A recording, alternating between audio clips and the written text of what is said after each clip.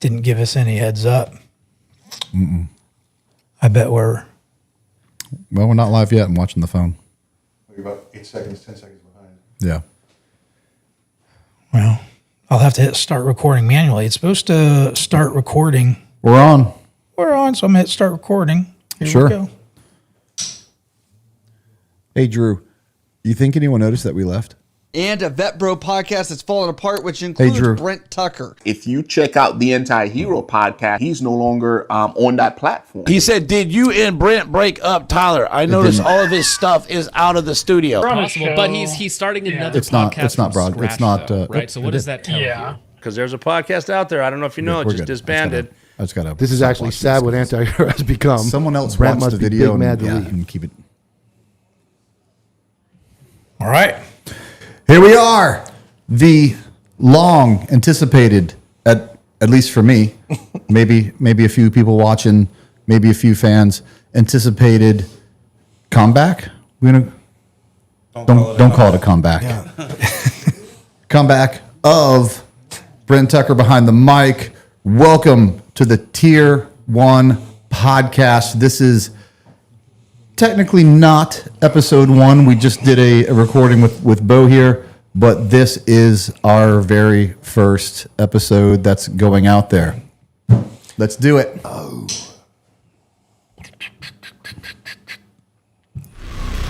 I'll get a button for that later.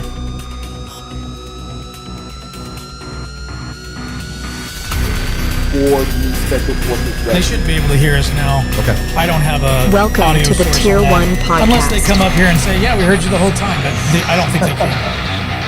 But they might can. Then stop talking if you don't know.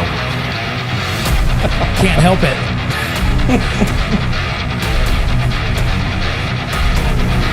This is amazing, dude. Check this out, right?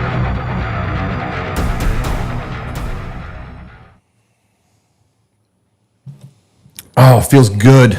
Feels good to be back. Got a lot of things. No, they can hear us. Got a lot of things to talk about. Got a lot of things to cover. I don't know if there's anything in particular that you guys want to talk about or that you came here to discuss. We don't have super chats. We don't even have sponsors for this episode. I just wanted it to be about transparency and getting back to it. So we got Bo over here.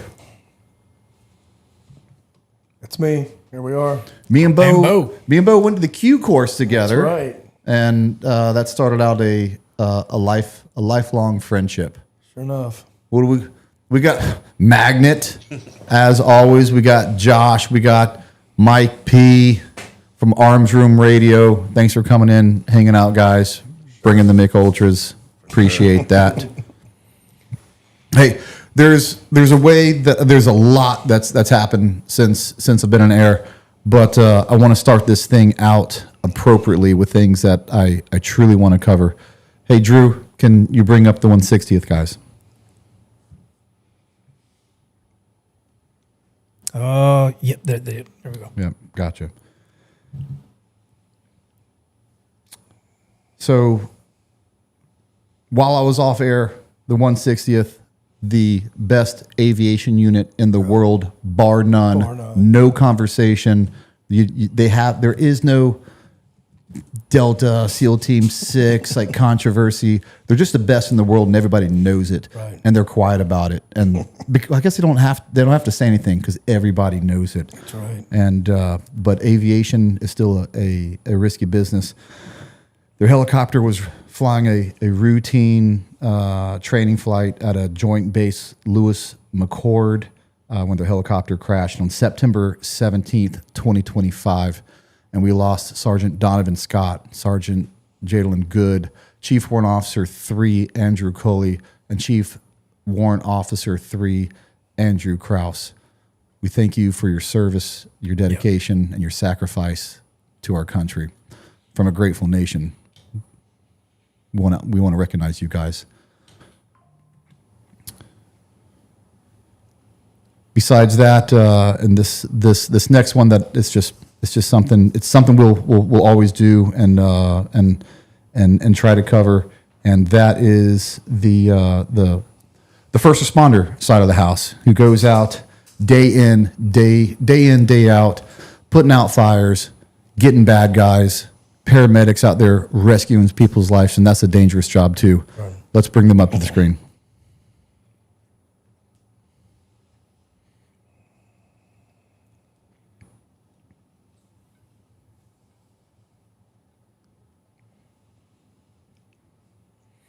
Detective Sergeant Cody Becker, Detective Mark Baker, and Detective Isaiah Imenheiser. They lost their life serving their community, and they were drawn into a baited ambush by a dirtbag, and they lost their life after years of honorable service. And we want to make sure that they're not forgotten, and that everyone here, again, knows what we stand for. Take a moment of silence. Thank you. For the boys. All right. Now the tough stuff is, well, I'd say the tough stuff is done, but we got more things to cover. We got, it doesn't, it's not fun to talk about. I want to get Thursday night lives back to what it was. It was a party, man. The Thursday night lives were such a good time, and we're gonna do Thursday night lives just the first Thursday of every month. And as of right now, that's what we're gonna do. But I know you guys have a lot of questions. There's a lot of speculation out there. Right off, there's a lot of, some term they were throwing around called the CAG gag. That, hey, like all the CAG guys have to be quiet, and that's why Brent left. That is not why I left. There's just a lot of speculation out there. So I'm gonna tell you what didn't happen, and then I'll tell you what did happen. I'll also tell you what. I will start off with what didn't happen. It wasn't a CAG gag. It wasn't the allegations against my co-host. That actually, all those things popped up about, what do you think, Drew? Two or 3 days after I left? Yeah, probably just 2 days after, we made the decision. And I'd made a decision to leave before that. And so because I know there was a lot of people that wanted to hear from me and were speculation, hey, that's the reason why he left. It's actually just not true. I left before that. And when I left, I said that I was not going to come back. So there was no really reason or way for me to come back and say things. But that wasn't what it is. And even then, at that time, it was just a police report. It's anyone can make a police report. It was an allegation. It, by definition, it was, don't use the word baseless, but it could have been, is what I'm trying to say. It's a police report. I was made aware of it. I looked it over, and like the same benefit that we've always given cops across this country. When something happens and allegations are made, people ask us all the time, or used to ask in the last podcast, and I would say, we have to wait. We have to wait to see what the truth is. So even then, even if it had happened, I wouldn't have done anything off of allegations.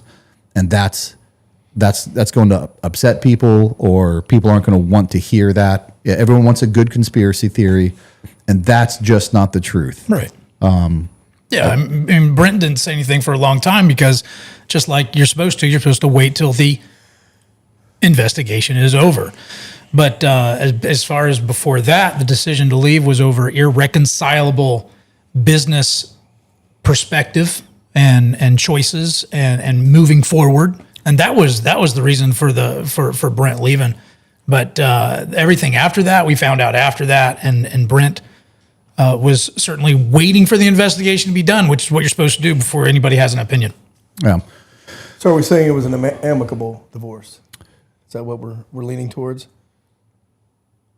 But this is where we get to, then what did happen? And I wouldn't call it an amicable divorce because I left for a reason.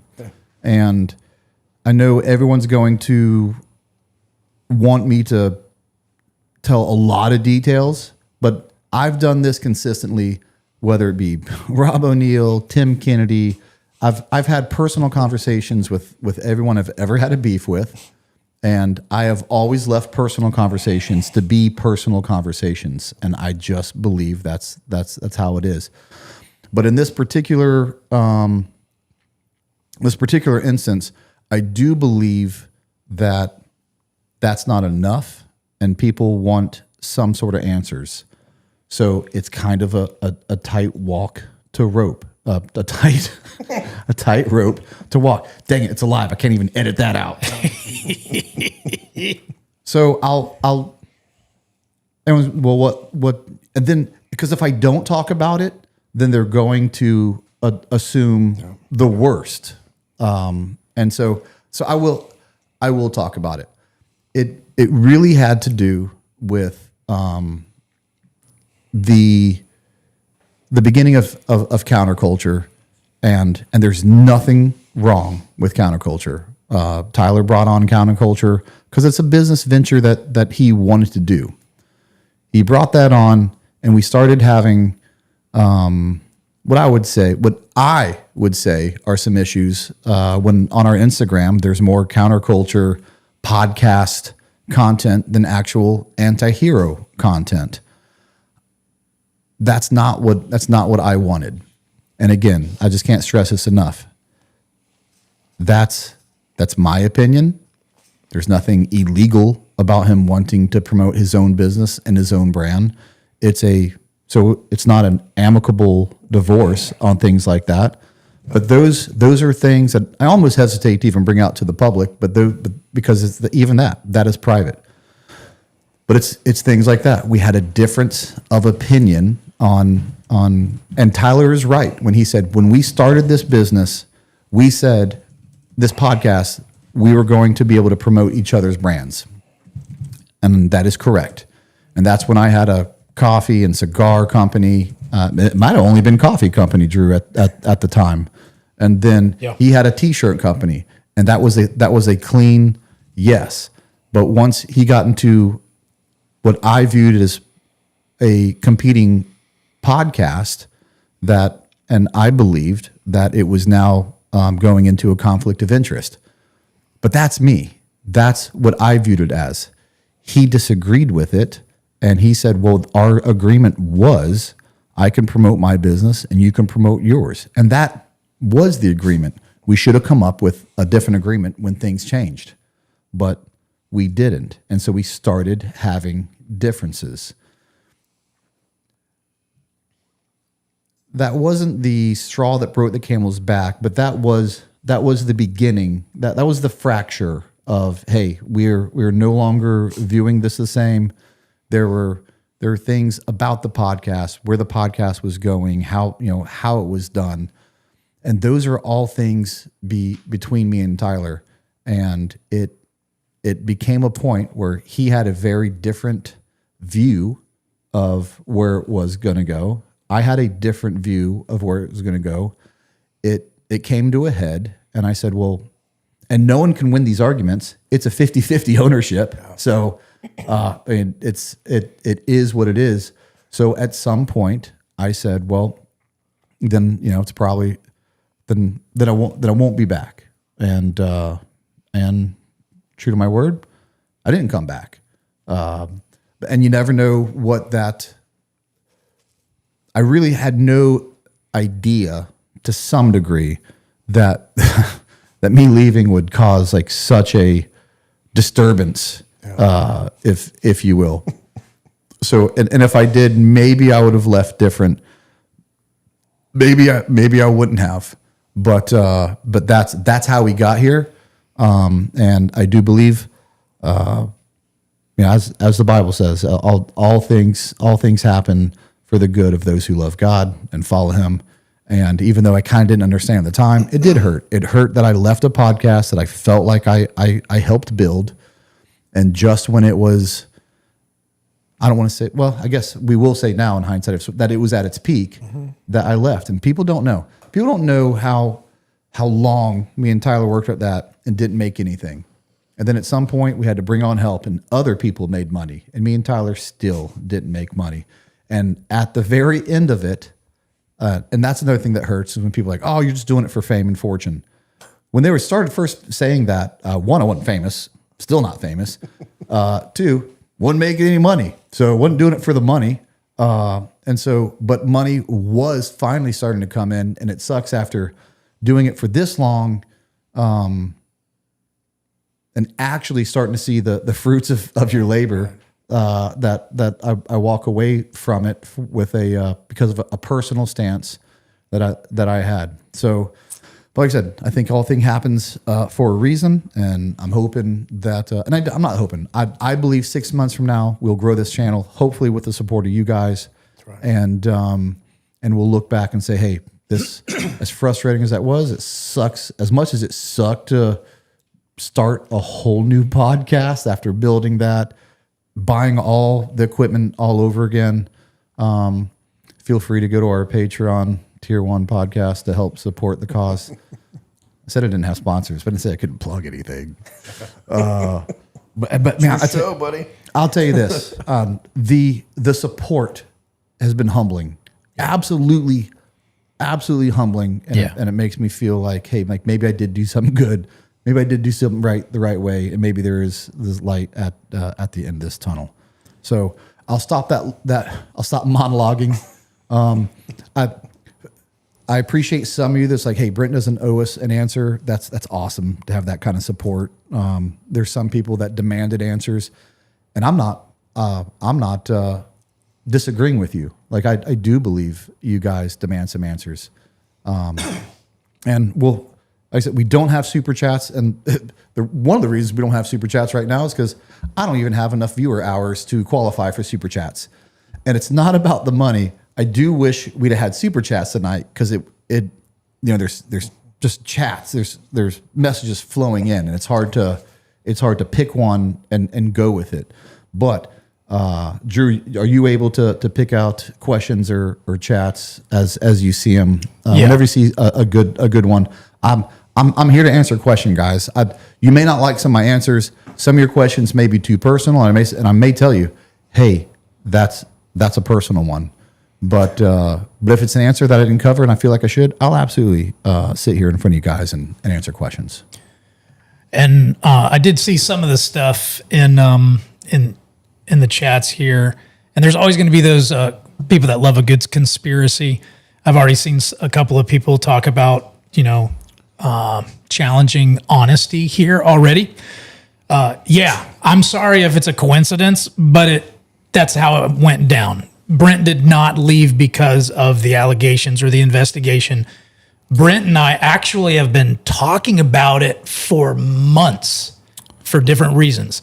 And it was the preponderance of the evidence with some of the things, some of the decisions that Tyler made, and that's fine, that's Tyler's business, that Brent decided it'd be best to do his own thing, and I agreed. So, and then a couple days later, we find out that there's this internal affairs investigation. It had nothing to do with that, and if you think I'm a liar, you're an idiot. All right. Drew, settle down. Settle down, Drew. We're here to be consummate professionals. Not on Thursday night for the boys. Not on Thursday nights. Not on Thursday night for the boys. Thursday nights are for the men. Somebody wanted to say we're going to talk anything about golden showers. I don't know what that is. I'm a pastor. So somebody did mention that. Fantastic. Golden showers, this sounds pretty. Yeah. To some it is. To most it's not. All right. And I'll address something else Drew said. And it's not that this was something that was brought up months ago, but I want to clarify that as well. There are people that came up to me and like, hey, Brent, you should do your own podcast. You should do your own podcast. And and I hate to say it, and I will not make this an us versus them thing. I just won't. But I know like some things were hinted at about loyalty and leaving when times are tough. I didn't during that time. If you want me to be completely transparent, which I always will be, I feel like I could have left earlier and it would have been more beneficial to me. But I didn't. I didn't because me and Tyler started this and I'm going to grow it with Tyler and I see my commitments through. So what's the difference? Well, you left eventually. The difference was I would have left for no reason other than personal gain. And then eventually I ended up leaving because there was irreconcilable differences. That's the one. And so it has nothing to do with loyalty. In fact, I was very loyal until I felt like I needed to separate from it. All right, good question here. Somebody wants to know, what do you see is the vision of this podcast? That is a good question. We'll look back and we'll laugh about this later. Although we have a bunch of guests already lined up. Originally, because lining up guests is hard. One, it's expensive. Two, it's logistically difficult, I guess, which goes back to hard. But it's more specifically of what's hard about it, besides just finding them. So I always really loved, and enjoyed doing the history episodes, like Waco, Ruby Ridge. The history of Special Forces is one of my favorite ones. History of SWAT, the Philadelphia firebombing was a great one. Roberts Ridge. I remember those episodes more than I remember guests, oddly enough. Because the guests just kind of come on, we talk for a few hours and we leave. But those episodes, like, I had to do research and I learned so much doing it. I love doing them. So originally what my concept with this is basically every other week. A guest one week, a history or topical episode the next week. And some people have asked me, hey, is this going to be a Tier 1 only podcast? No, there's only so many Tier 1 guys that'll get behind a mic, so the podcast wouldn't last very long. But I'm glad you asked that because it allows me to say, hey, this is what Tier 1 stands, and it actually has nothing to do with Tier 1 military units. This is a culture. This is a culture that I want to build, and the culture is this, of a Tier 1 mentality. I want you to be Tier 1 fathers. I want you to be Tier 1 businessmen. I want you to be Tier 1 employees. Yeah. I want you to be Tier 1 friends. I want you to be Tier 1 and whatever you can be in your life. And so we're not going to have only Tier 1 guys. Ironically enough, there will be a decent amount of Tier 1 guys, and we've kind of front loaded them. I want Tier 1 level first responders that show up and they put in the work. And me and you talked about this a lot, Bo. They showed up because they love the guys to their left and right, and so they put in the work before the bad day. Yeah. They weren't like, I'll show up when things get tough. No, you won't. No. The guys who will show up are the guys who loved their teammates enough to put in the hard work day in, day out until every day, until the bad day. And then that bad day shows up next year, next week. You don't know. But those Tier 1 mentality guys, they may never see a bad day, but they will always prepare as if tomorrow's their bad day.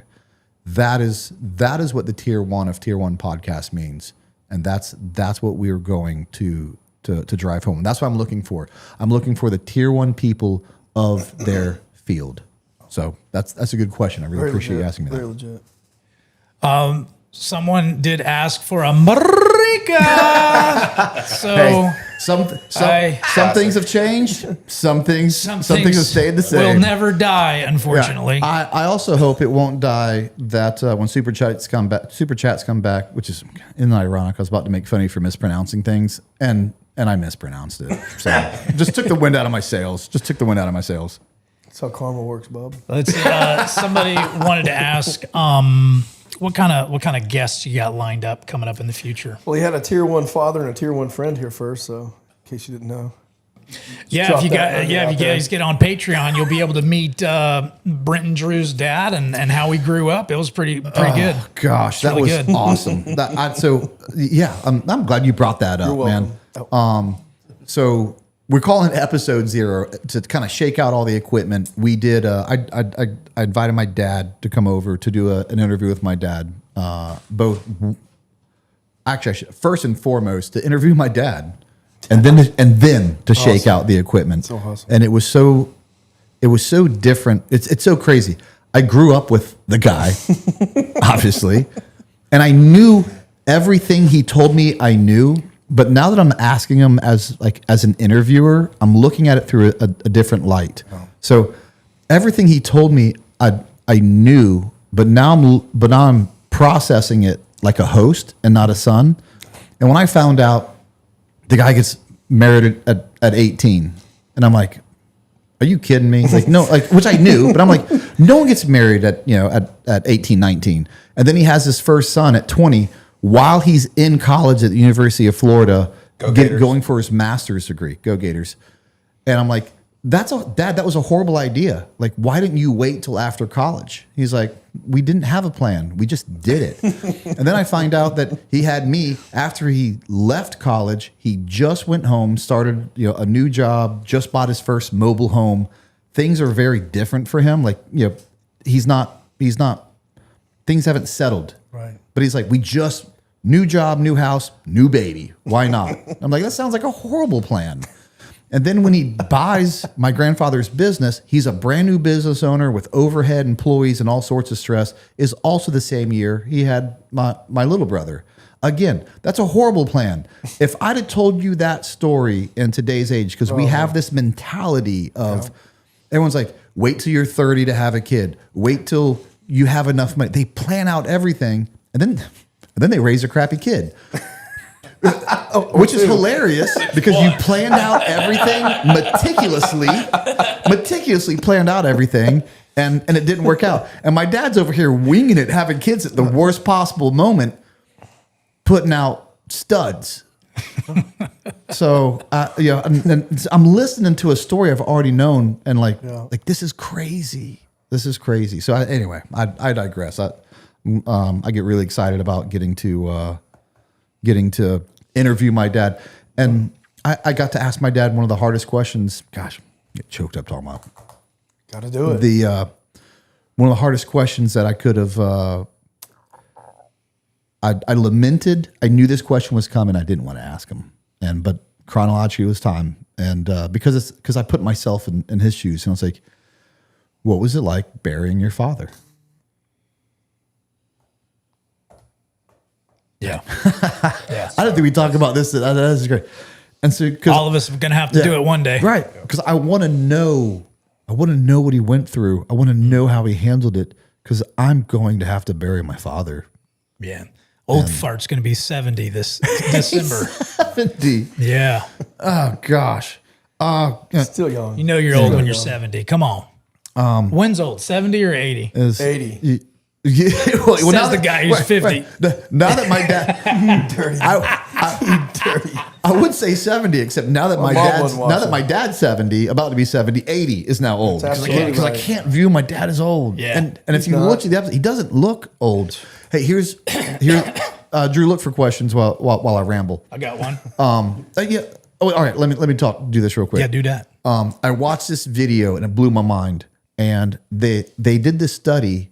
And they studied runners, and they said from Olympic athletes to age 70, doesn't matter if it's the 1 mile, the 5 mile, 10 mile, all the way up to a marathon.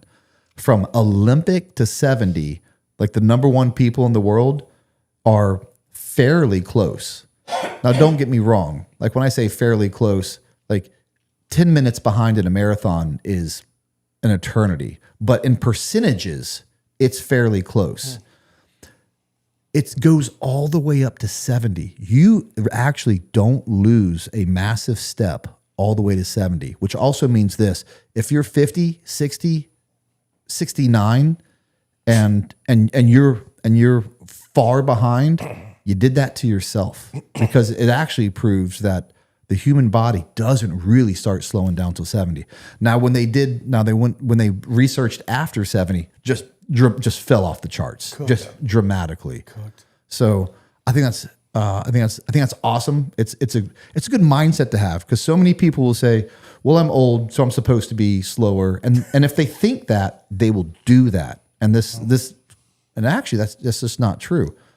And if you're slowing down, go to hp-trt.com and fix that. I said, we didn't have any sponsors, said I couldn't plug anything. Hey, I'm part owner in HP-TRT. I can say that.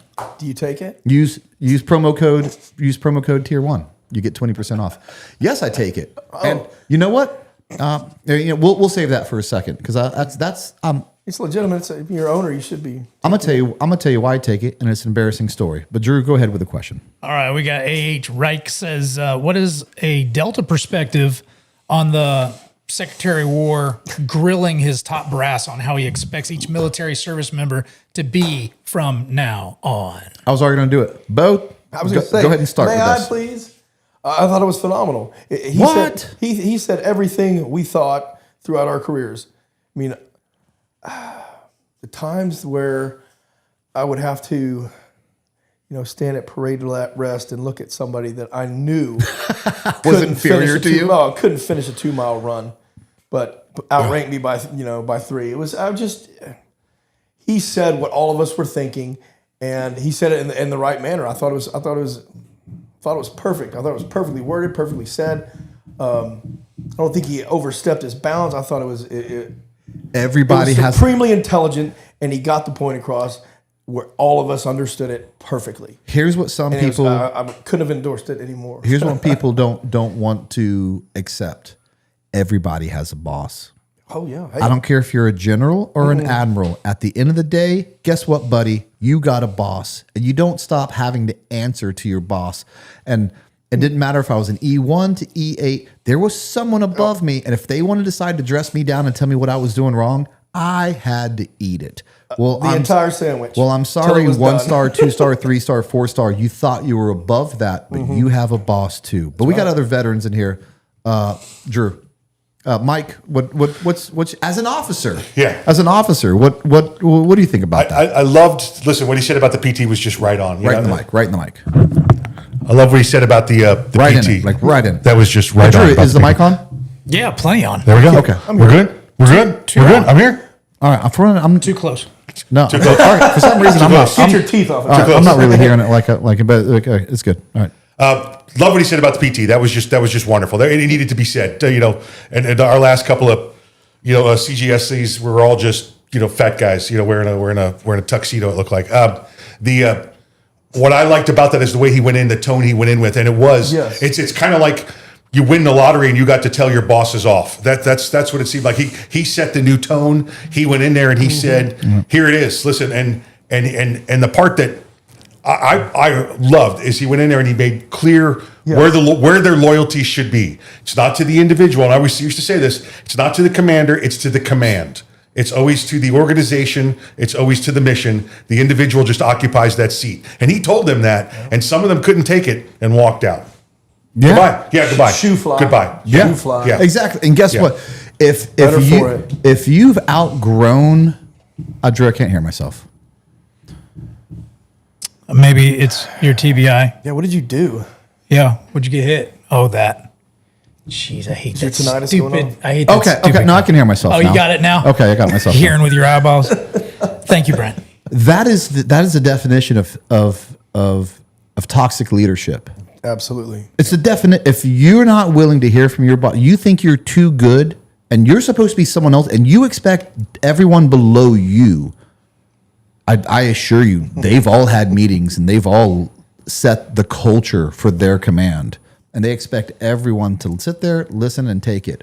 But rules for you, not for me. That's toxic leadership. And anyone who didn't like it, I love it. They're like, leave, and they're right. Something he said that I keyed in on was the standard is the standard. The standard is the standard.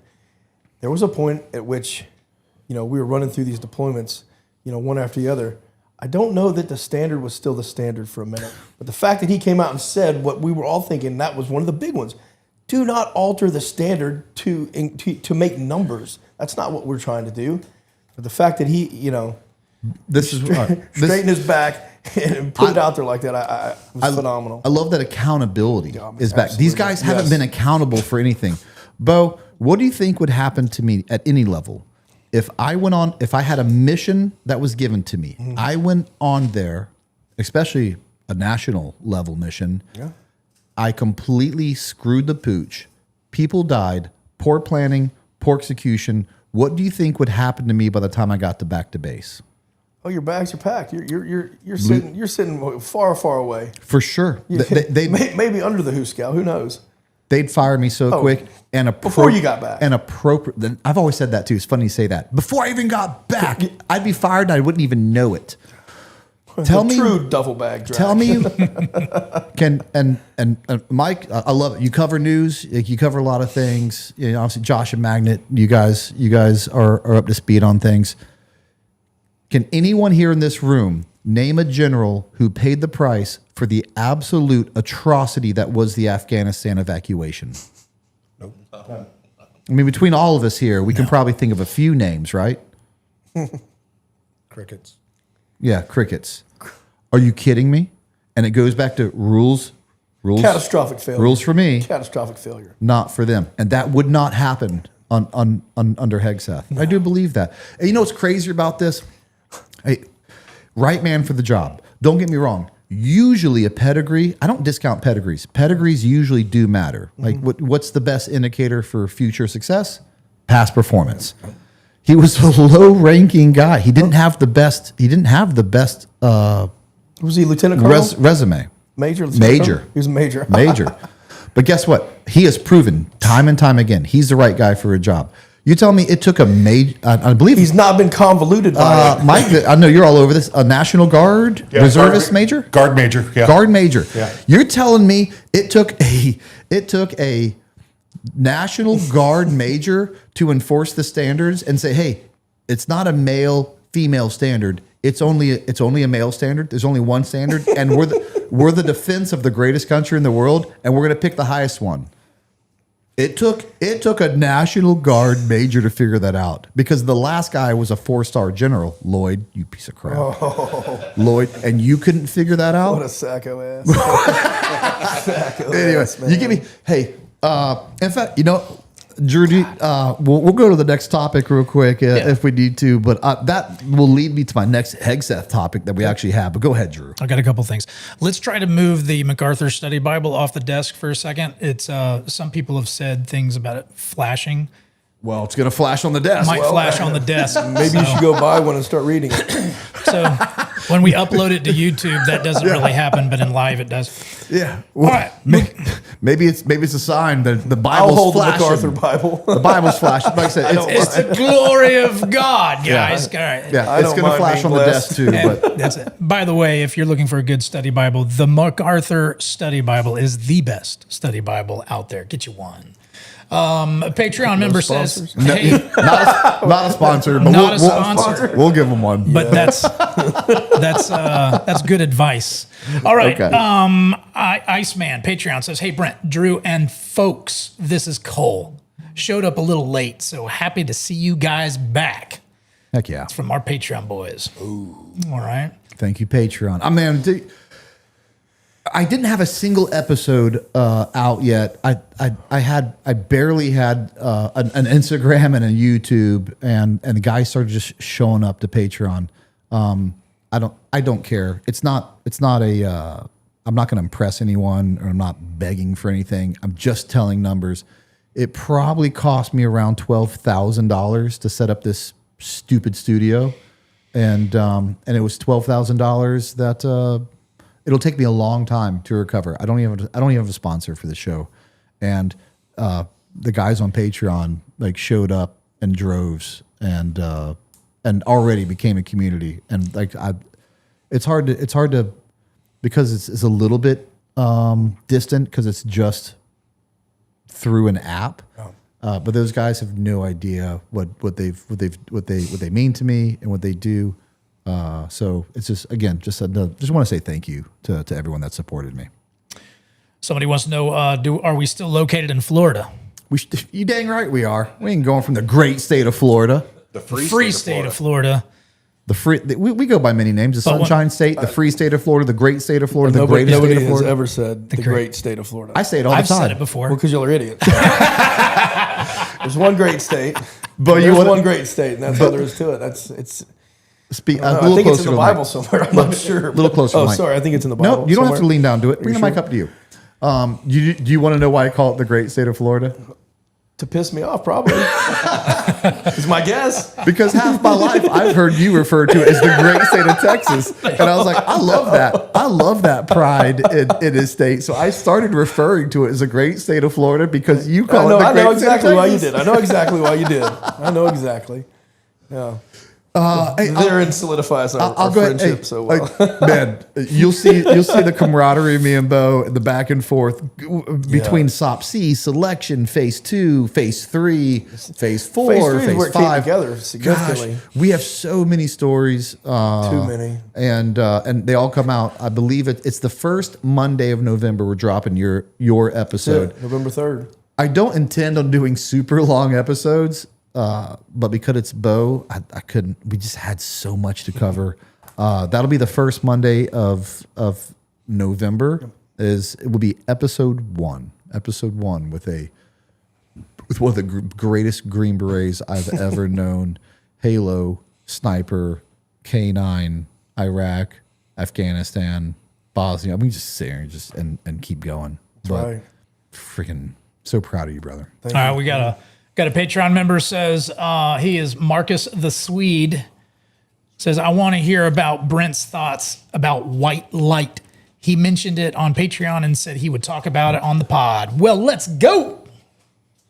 Oh man, that's a great question. I'm going to do a video on white light, and anytime I go talk about go train SWAT teams, I think I'm one of the few people that bring up the outside of Surefire and Cloud Defense, and people who have a reason to bring up white light. I have a white light class that I bring up, and it kills me. These guys have the coolest guns, and they do, with $800 tack lights on them, and they're running through the house, and they don't use them, or they don't use them until they need them. Well, here's the problem. If you use it when you need it, it's too late. Yeah, right. It's too late. Right. So it's a 15 to 20 minute class. How do I? All right. How do you abbreviate it? Yeah. All right. ChatGPT. All right. I'll abbreviate it for you guys. Yeah. So when I come into the room, when my gun goes up, I call it in sector. My white light goes on right now. You can't clear a sector without knowing what's in your sector, and the white light provides you what's in your sector. I don't care if it's a daytime hit, a nighttime hit. If it's a daytime hit and it's completely sunlight outside, it's even worse because your eyes are used to full sun. As soon as you come into this breach inside, everything's dark. And so I want everything that I'm scanning with my gun for lethal force to be able to know what's in it, 1. 2, if something happens to be in it, I want them to not be able to see me, but I want to see everything about them. And so only a white light can do that. And usually a white light will do this, which means I see your hands. Perfect. I know exactly that you're not a threat. And there's also nonverbals. If my light is still on, let's say we have like a sector in depth, this door is open, and I have someone with their light still on, I don't need them to tell me, hey, I got something else. If your white light is still on, this room is clear, I don't have to ask you what you got. I know what's going on. So the verbals, the nonverbals, that's a quick. There's so much to it, and it has to be on a pressure pad. You can't be coming off, clicking buttons off. It has to be instant on a pressure pad. When you want it on, it's on. When you want it off, twist it. And I have to tell you, I have to tell people all this stuff. On is important. Off is almost just as important, because if your white light is on all the time, then it tells me nothing. Yeah. So I hope that answered your question. And you suckered me, and you get me on a pedestal real quick with tactics and white lights. Why a pedestal? What else? A throne? Soapbox. Soapbox. There we go. But pedestal works too. Bro, you've been Hey, man. You've been giving It's what we do. You've It's been what we giving me do. crap since 2002. Listen, man. Somebody tells me you weigh 220. I'm like, listen. Yeah. With bricks in his boots. I'm back over 200. I'll have you know. I went down to 189. That's how bad it got. That's why I was asking if you were taking that TRT or not, because I'm concerned about you. You should have been. It was it was significantly. horrible. It's even worse. I'm a part owner of TRT company. I wasn't taking it. I was miserable. I had no energy. I just everything was wrong. And I'm like, well, I'll just work myself to death and not care what's going on. And at some point, I got so depressed, so out of shape, so miserable. I was like, I don't know. Maybe there's I don't know, a company I'm a part owner of that could help this. Here's what's crazy. I'll tell it to everyone. I don't care, because that just shows what an idiot I am. They get my results. So they're like, hey, well, let's go get blood work. I go get blood work, and they're like, congratulations, you have the lowest testosterone of anyone who's ever come through this company. Under 100. Lower. In the 50. You're in the double digits. Lower than 50. So 35. You're basically a female. Started the transition. Was that ugly? Yeah, I might as well. I was starting my transition. You literally had no yeah. testosterone Yeah. in your body whatsoever. 35 testosterone, 0.3 free testosterone. And they're like, yeah, I bet you don't have energy. Yeah, I bet Zero. you don't want to work out. Yeah, I bet you do. I bet you are depressed. Yeah, I bet you don't sleep well. I'm an idiot. I'm just an idiot. So now that you got on it, it's turned around. I'm guessing. yeah, within a Same month, years. I've gained. And it's not that 10 pounds was it. I've always kind of wanted to weigh 200. That's kind of where my body wants to be. So when I started in this like testosterone deficit, it started eating away from that 200. Absolutely. So the good news is I'm back to 200, and now I'm at least back to normal, if you will, and that's within 4 to 6 weeks. In another 4 to 6 weeks, I hope to be at 205, 206. 210. I want to go to 210. I really do. I've been to 220 before. I can't do that. That was back when I was paid. It's probably not healthy. That was back when I was paid for your frame. I was paid to work out, and I was hey. paid to eat, and food was free, and I had as many, and everything was at my. We've all done that, brother. So that's not back in the cards, but 210. Oh, I'd like 210. Well, Bo, we also got before and after pictures because his eyes got better and he got more color in his beard. So here's the before picture. Oh, stop. Oh gosh, there we go. And then here's the after picture. There we go. Fantastic. Here's the before picture. And here's the after picture. I got you. It works. I got you a before picture. Drew, bring up the picture, friends. Picture, friends. Don't worry, we'll get faster at this. I've been we're shaking it all out. Bring up the. I've been everywhere? Bring up the no friends. I don't know what friends is. I sent you a picture and I said, hey, that one's called Friends. Unbelievable. And I said, don't. I got 160th madness? PA. You didn't bring it in. Can you? Nope. Can you? I sent it to you. You have it. While we talk about the next subject, can you bring it in? Okay, I'll look for Drew, it. make it so. All right. Let's see. Drew, make it so. All right. Somebody wants to know, what episode are you most proud of on the Anti-Hero podcast? Damn, that's a good question. Oh, that's a good question. Actually, I really feel like a lot of those episodes are my children. It's hard to pick a favorite. Gosh, that's a good question. Was there one that you learned more about than the others that kind of sticks out? You got into it and you're like, man, I knew a lot. I thought I knew enough about this, but I just learned a lot more about it. Kind of sticks with you. I mean, I can't imagine you knew much about Waco because it actually happened in Mount Calm. Drew, actually, when you went and did that, the feed went black. I see it. Oh wait, what is that? That's dirty. That's double dirty. Stay with us, everyone. Is that where we're going? Drew's figuring out on the fly. He's making things happen. He's making things happen. I got it when you're ready. Okay. All right. So there it is. It's a little bit of a lag. They'll see here in a second. But the in that aspect, what did I learn the most from? Yeah. This is a crazy answer, actually. The George Floyd episode.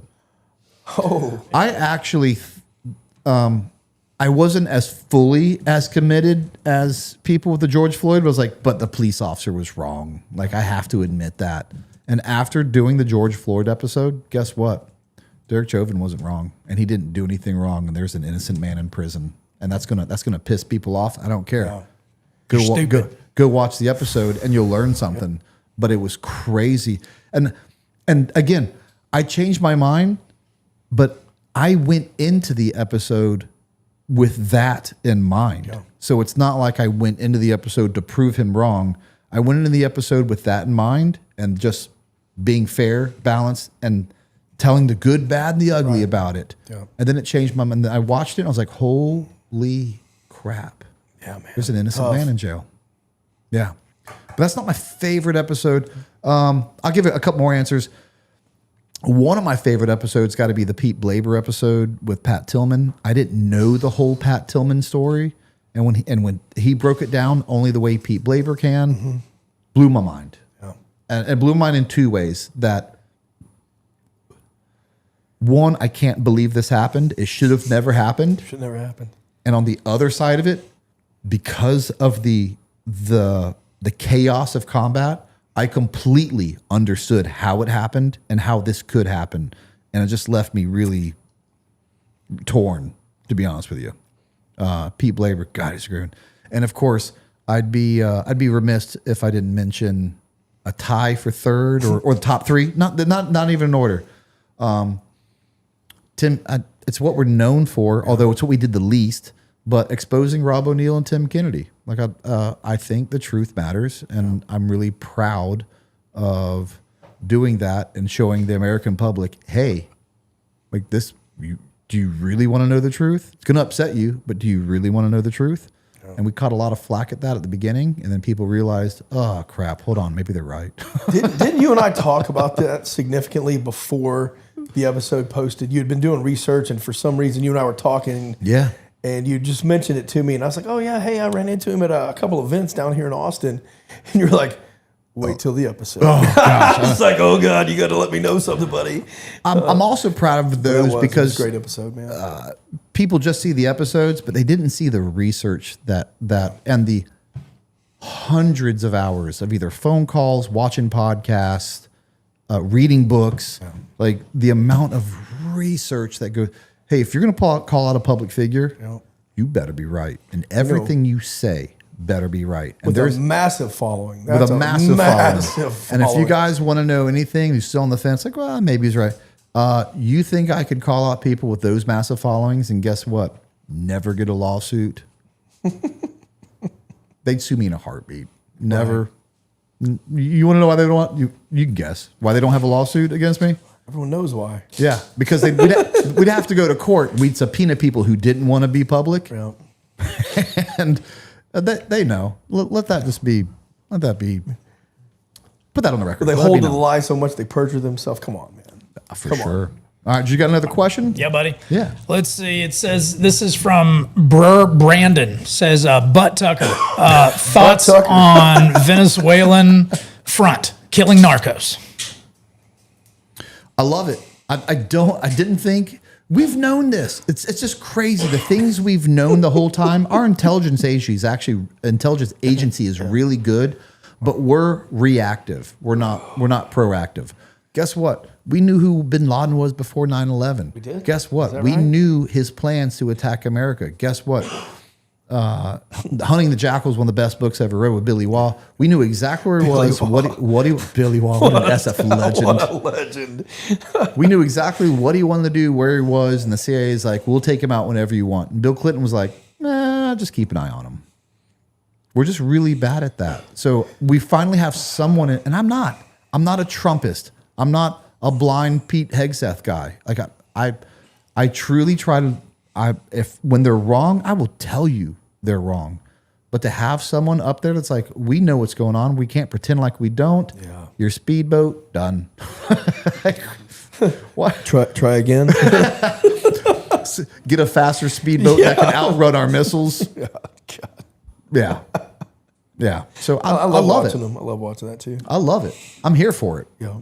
And hopefully it sets the new standard. I hate to say it, Democratic or Republican. I hope they see that America wants these things to happen, and because they're spineless politicians. They'll do what and say whatever whatever they think the masses want to hear. So hopefully they see that. Guess what? The masses do want this, and they're happy about it. And now it forces them to be a decent politician. What else you got, Drew? Somebody wants to know how many push-ups you can do. No. How many push-ups could you do in your prime? Oh, good. I'd much rather talk about that. And then Bo has to give his. For sure. I'll be you better be honest. This was my goal. Every PT test was the same goal that I almost never got. Which was 100 push-ups, 100 sit-ups, a 12-minute flat mile. That was my goal every single PT test. Most PT tests I got in the 90s of both, and I think my fastest 2 miles is a 12:30. But I have done over 100 push-ups before, and you already know what I'm saying. It's the right environment. You feel good. You find you decided to flip, and it's a slight incline on that PT test when everyone else was doing a decline. I have no idea what you're talking about. You damn right you know what I'm talking about. But I have done over 100 push-ups. Never did over 100 sit-ups. I think 103, and then 90-something sit-ups and a 12:30-something run. You ever do over 100? I did over 100 push-ups. I knew you would. You know, I hate to say it. I knew it. You know, the funny thing is that the Lord blessed me that I could run a little bit for a heavier guy. I think you guys remember that. I do. You know, it surprised the ass out of a lot of people on the 2 mile. Like, what is this Mongoloid doing? I'm like, well, I don't know how to run, but it was the sit-ups. If I couldn't max the sit-ups, which I rarely did, I think I probably did maybe 4 times in my entire career, was sit-ups. I was top heavy, right? So those little hip flexors would get real tuckered out. It is ironic to see jacked dudes, 6-packs, struggle with sit-ups. It happens. King Dingling struggled with the sit-ups right here. You remember that? It was awful, man. Do you mind if I had to tell a story about you? Doesn't matter if you mind. I'm going to tell it to you. We were full send. Phase 3. Old Sergeant Craig was putting us through the paces as he does. He was our running. He was a catcher. runner. He was a runner. Monday, Fridays. And give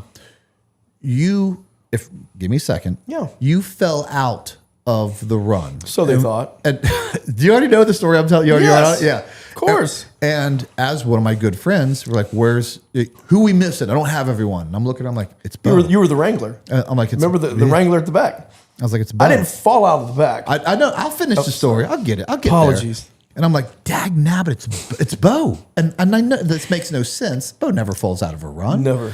It's Bo. And I'm the Wrangler. So he's like, do you have everyone? I'm like, I don't, but I know who's missing. And you come running up to the formation. I'll let you take it from here. I'll let you take it from here.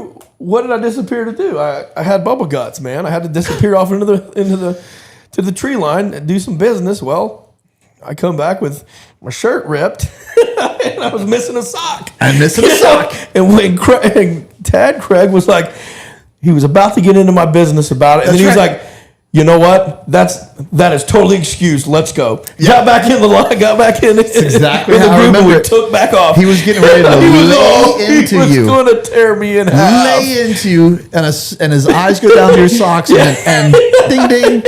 Let's go. Let's go. That's excused. Let's go. I stopped the run to go take a listen, crap man. in the woods. It was no stopping it. You remember it was when we were running down our ditch, so there wasn't anywhere good. So I'm sitting there holding it as long as I could. I finally got to that little area close to where the PX is on what is that, Smoke Bomb Hill or whatever. Mm-hmm. You know, there were still cars driving by. It was just one of those things. Anyway, yeah. Terrible experience. I'm glad you brought it up. Thanks. Yeah, good. Sorry, Mom. You know my mother's watching this. Thanks a lot. Drew, what do you got?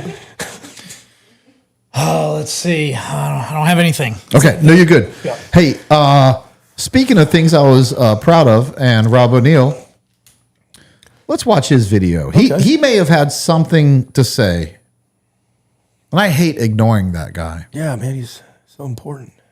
He is. Important. He's very important. All right. Whoa. Y'all got to give me a second.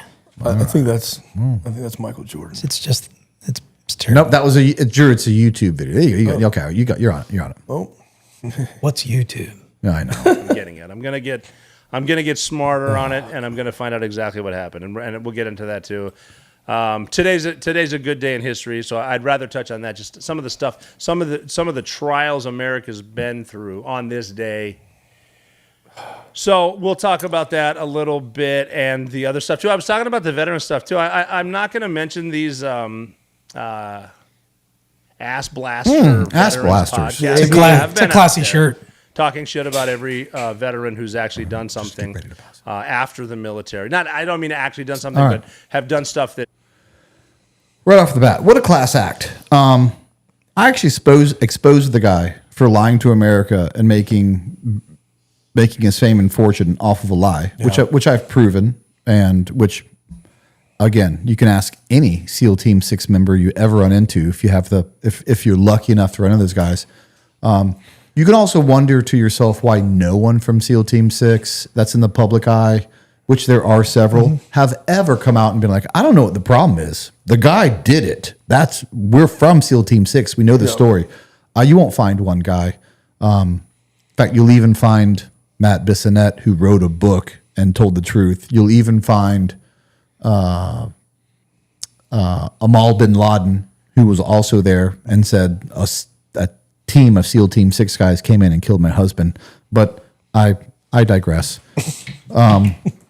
If you heard what he said there, he's like, these ass blasters, again, super professional. Way to represent your command. It's plural. He was Right. talking about multiple. Yeah. Multiple people. Okay. I mean, I exposed the guy for being a fraud, and I never called him a name. And I still won't call him a name. But that's the difference between me and him. And he said, who want to expose people and talk bad about veterans. And of course, he wants to talk about what they've done after their military career because he knows the people I've exposed, him, Tim Kennedy, John McPhee. Like at least Tim pretends to do good things post-military. And so he wants to rub that in my face, and I'm trying to bring down veterans who do good things post-military. And I'm here to tell you guys for the first time, I don't talk about things about myself. There's a lot of people. There are some people out there that follow me around the comment section and want to call me a piece of crap and want to say that you don't do this, you don't do this. Like, who are you? Like, these guys do things, you do nothing. Because I've kept things fairly personal until now. Drew, can you pull up the map real quick? I actually don't. I can pull it up, just not real quick, bro. Yeah, I don't care. Here it is. I actually don't enjoy doing this, to be honest with you. But if Rob O'Neill is going to talk about post-military stuff, I've only been post-military for 4 years now. We'll start from right to left. Let me tell you what I've done.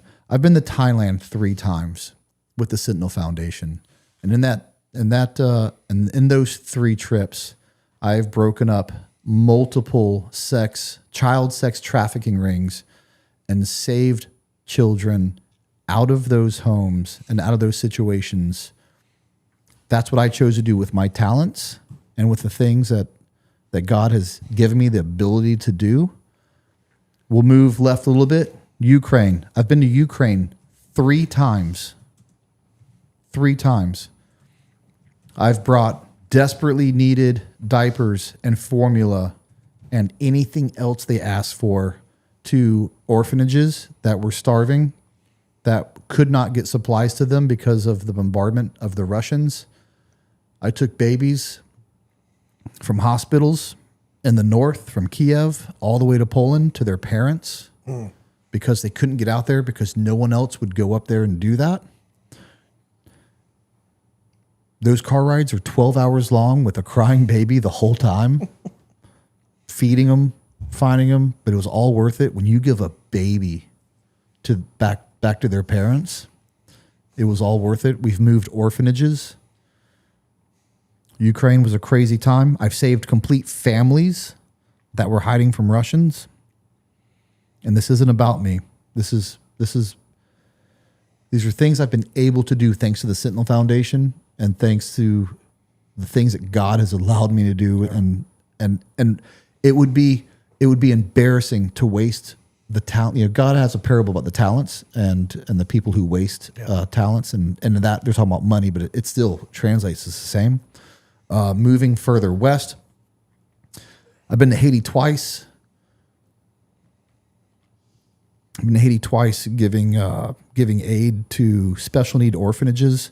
Gangs had come in and cut off supply routes and made sure and held their supplies for ransom and said, this medicine, this milk, this food, these special need babies, you'll pay us to release this. And guess what? Hard men had to come down and make sure that this stuff got to where they needed to go. I did that. I've delivered over 15 pallets of supplies to Haiti.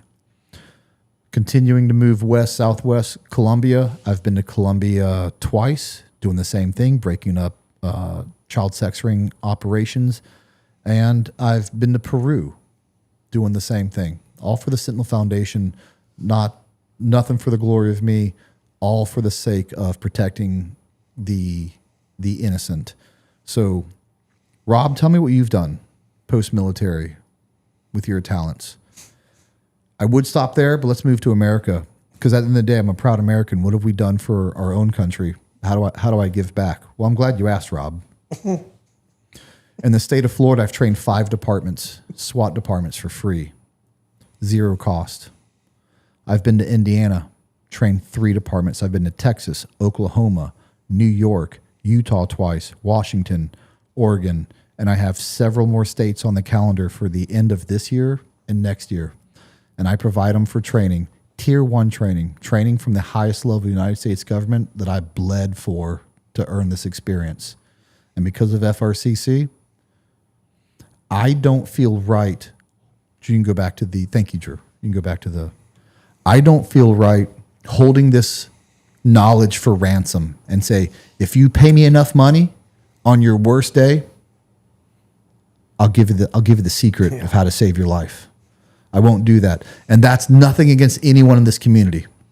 Nothing. Anyone who wants to pay or charge for their services, good on you. Good on you. That is, please understand, that is nothing against them. I just chose to build a company that gives back, and this is the way that we give back. Besides that, next year there's an active shooter conference that Kyle Morgan will be at. I volunteered my time for that active shooter conference because it's here in Florida, and the Florida SWAT Association is putting it on. I just can't charge those guys.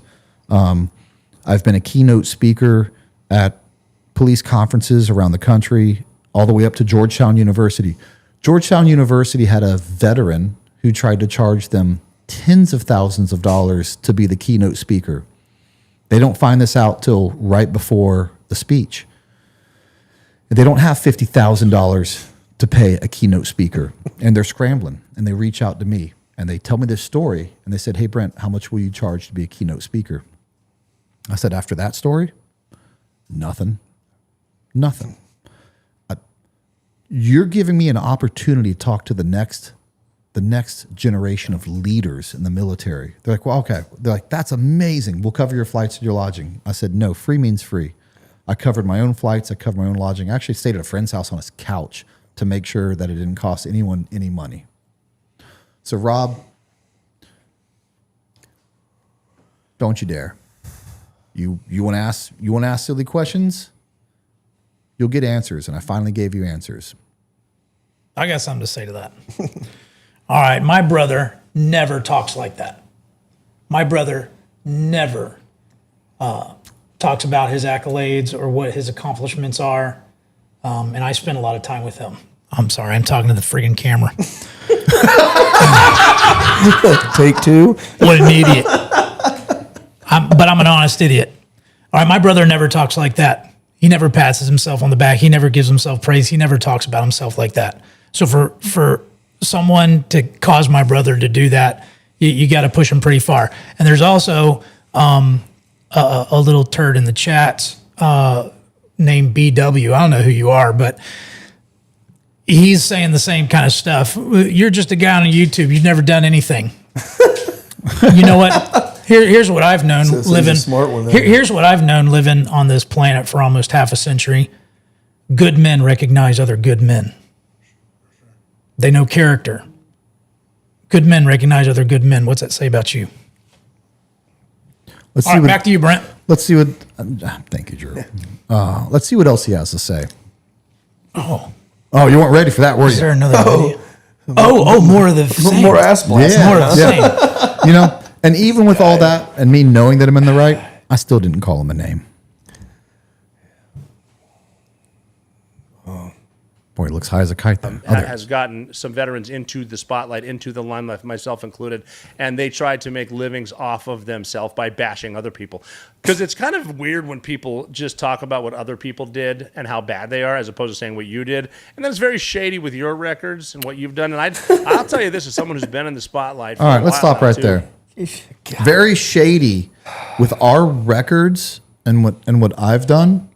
Rob, I just told you what I've done. I have no problem with what I've done, and I'm not a perfect man, and I'll never sit here and be like, I'm perfect. I'm not. But to say plural, your records, and insinuate because you weren't brave enough to make an actual accusation. You just want to talk. You just want to talk in generalities and hope that what happened to someone else can spill over to me. Is that the type of man you are? I guess so. What else does he have to say?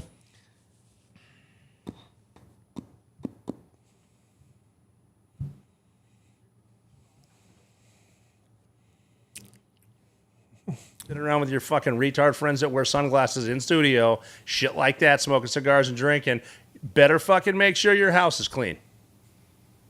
You better make sure your history is correct before you start fucking with other people. Because there's a podcast out there, I don't know if you know it, just disbanded. All right, let me Probably heard a little bit. All right, let me address this real quick. I love how Rob wants to take the high road on this and be like, because I'm the bigger person and name, I don't want to give them a platform by even saying their name or who they are. Rob, I hate to tell you, and this is probably the gayest thing I'll ever say, because I really only care about the truth. Yeah, I don't care about fame. Because I don't have it. I don't care about money because I don't have it. I care about the truth. I have that, and I'm standing on it. But if you're going to sit there and try to belittle me and be like, oh, you're trying to get famous, I'm going to give you a hint. There's this thing called YouTube. It actually tracks how many followers you have, and it actually tracks how many views you have, which kind of shows like how much people care about you. I'm not sure you want to go compare those two. So maybe you're either pretending like that doesn't that you don't know that, or maybe you don't go track those two. But enjoy the 500 people that just watched you say that, and I don't want to say enjoy it, and I'll continue to benefit from the fruits of my labor of standing on the truth and standing what's on right, and then having to live my life accordingly. And let me tell you, I always want to live my life accordingly in the right way. You want to know there's several things that motivate me to live my life the right way. One, because I'm a child of God. But two, you call people out, you better have your house clean. Yeah. And he's right about that. Yeah. But guess what, Rob? My house is clean because I've done an episode about you, and you'll never do an episode about me. Hopefully, I'm a sinner. I'm a sinner, and God, I hope I never falter. I do, and I'll just tell you guys, I'm fallible, but to this point, I've lived a good life that I'm proud of, and I get to celebrate that slightly. Is that Drew? Is that wrong? No, of course it's not wrong. I mean, we all make mistakes. You know, we all make mistakes. But what's good about a good man who makes mistakes is one who's honest about it, and they admit when they're wrong, and then they admit that they're wrong, and they're going to do better. And so that's what good men do. So we're not perfect, but when we make mistakes, we own it. And one of the last things I'll say, I think there's a big reason why I'm not I'm not PNG'd from my unit, but you're PNG'd from your unit. But you don't want to talk about that, do you? If I was you, I wouldn't talk about it either. Let's see if there's anything else he wants to talk about or say. Oh man. More Rob. Sorry, I was reading. Yeah, sure. More Rob. I was reading. Sir. I almost hesitate too because there's Yeah, nothing same. worth listening to. But let's see what else he has to say. Probably heard a little bit. If you do a little digging, and you probably know who I'm talking about. They're going away a little bit, but that house of cards is coming the fuck down. And I'm not saying why. Just it seems like some stuff was found. Because you don't know I'm why. not saying who found it. I'm saying some stuff was found. Because it wasn't against the guy he Beginning, there's wanted a it to be shitload against. of stuff right, out there, right. Too. Right now, they're just kind of keying on one member. Oh yeah, you think so? Be careful who you fuck with. Nah, Be careful good advice. when dealing with people who have been in this light before. Rob, I'll bring down whoever I That want little- to if they're in the cute wrong. little fucking rug you have under your cute little feet, or you're probably the type I'm of done guy that listening still to wants- him. Brent does have cute feet. I'm done listening to him, and I'm. It's the false bravado that bothers me most. It's just, dudes, I think he needs to smoke a cigar and do some self-reflecting. geez. It's So we're all now. What did they say in Happy Gilmore? We are all now dumber for listening to that. old we are all school. now dumber for Old listening school. to you. Yeah. Old school. May God have wrestling. May God old have mercy school, on yeah. your soul. Yeah, when Will Ferrell made that speech. Oh, it was Happy Gilmore. No, it was Billy Madison. Billy Madison. Oh, Thank Billy. you. Was Billy it? Madison. Dang it. Oh, the comment section's going to flame us on that Hey, one. buddy. They're going to be all over TBI's it. real. Leave us alone. TBI's real. We didn't call anybody ass blasters. Sorry. Sorry, Ma. It's best. He actually is like, I'll be watching. And I know he's watching. So he's going to watch this, and he's going to have to figure out. He's too prideful to not make a reply to it. So let me call it right now. He'll either make a reply to it, or it'll hurt him to know that the truth is the truth, and he won't be able to make a reply to it, and that'll hurt him even more. That's not saying his name. He's not saying your name. No, He's not even saying your not name. even no. Yeah, He yeah. doesn't even have the say No. that. Yeah, he doesn't even have the audacity or the integrity to say my name, because he wants to keep me down. Why does he want to keep me down? Because he doesn't want anyone to find out who I am. He doesn't want anyone to find out the podcast that I made about him that debunks his whole story. That's right. That's right. So there's always people always like, well, there's two sides of every story or something. And stories are usually hard to they're sometimes hard to decipher the truth. I argue that. I have found so far that it's been very easy to decipher the truth. And there's always exceptions to the rule. Yeah. But you got to look for it. You have to care enough to look at both sides and then decide for yourself. And you're right. The truth is hard to find if you're only looking at one side, or you feel have your mind made up. But it goes back to the George Floyd thing, and I was guilty of it too to some degree. I kind of had my mind made up, but I didn't. But I cared enough to dig into it and look, and that's what changed my mind. Which, if you think about it, it's kind of crazy. You would think the type of person I am, I would have kind of been on the other side of that and then validating my opinion. But that's just not actually how it was. He's gonna read Reddit and he's gonna say that you got kicked out of the unit, right? Oh man! Wait, what? I've heard that I was kicked out of the unit. I've heard that I was fired from the unit for a training exercise. That's a unique one. I've had several members from the unit as guests that are happy to come on the show. I have more unit members coming on the show, but it used to kind of make me upset, and I'm not going to carry my DD-214 in my pocket that says first SFOD-D, which when you get fired, you ask John McPhee. John McPhee, what does your DD-214 say? The self-claimed sheriff of Baghdad? That one? Barney Fife of Baghdad. Okay. Oh, Does your close. DD-214 say SFODD? No. Why doesn't it? Because you were fired. And again, I'm not here to be negative, but I'm also here not to pretend and play nice and be like, hey, everything's fine. You can lie and say whatever you want, and I'm just going to go along with it. And in fact, and here's the other problem. People go along with it, and then they want to ride that coattails and be like, well, you have a big following. Let me collaborate with you, and then get on then you're just as bad. Yeah. I won't do it. Either I make it on integrity or I fail, and I'm okay both ways with that. I'll make it on integrity or I'll fail on integrity, and that's fine. But I know what my DD-214 says. If it gets so bad, I'll post it. but it doesn't matter. Like, you won't be able to appease these people that hate me, right? Which are few. That's how it works, Brent. You know that. That's how it works. Man. Yeah, but I'm not mad about it.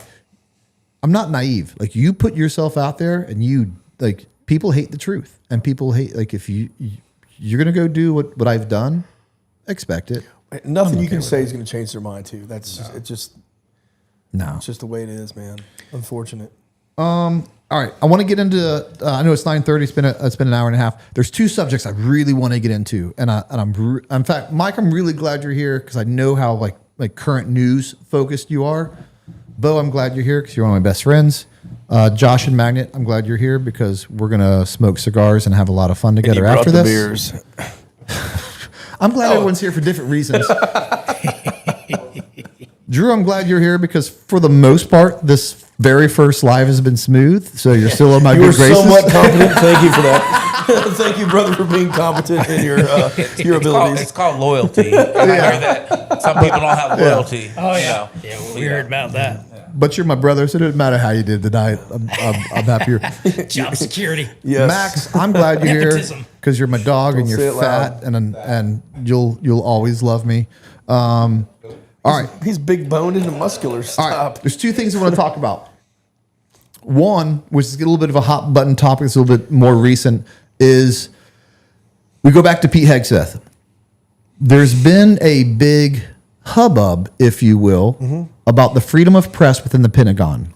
And this goes back to something that I do. I hate to use the word pride because the Bible has some views of the word pride. Sure. But I pride myself for being open-minded and wanting, regardless of party.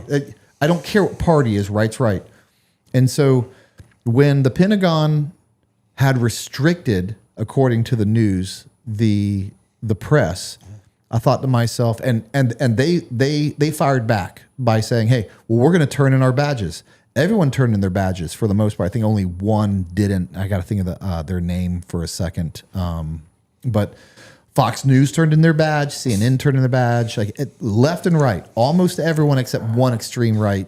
I don't want to say extreme right, but turned in their badges. And they said the reason was the Pentagon, dictated by Pete Hegseth, had restricted access and free speech of America's access to the Pentagon. And I was like, at first, I was a little on the fence about it because I was like, well, being someone who was a part of high-level operations, some had been leaked, going, well, I don't know if they deserve to know everything.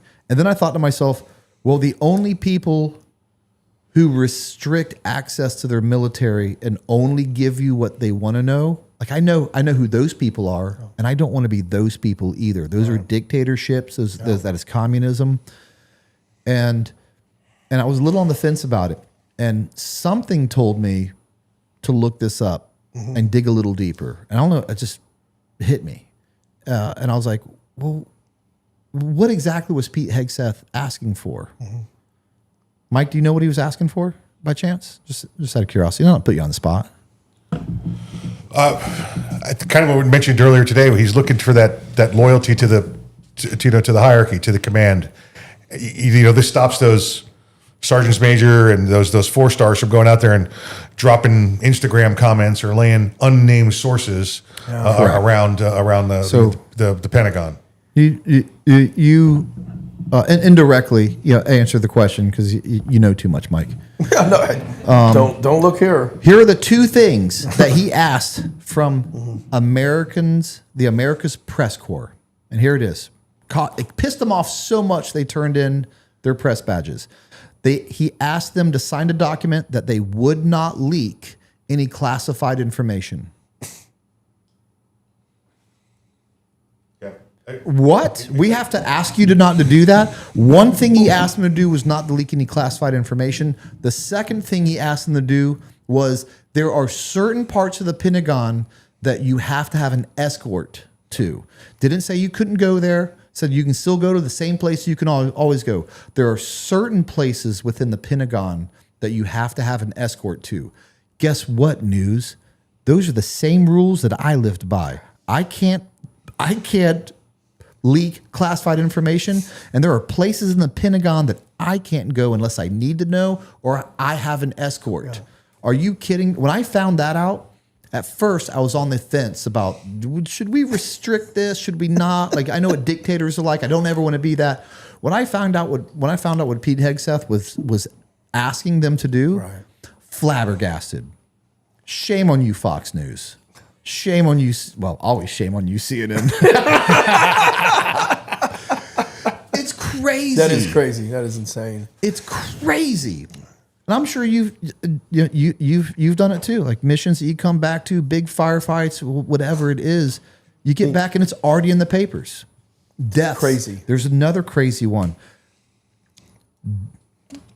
Reporters have no soul and will report deaths before we can tell the family members because they want to be first to the story that bad.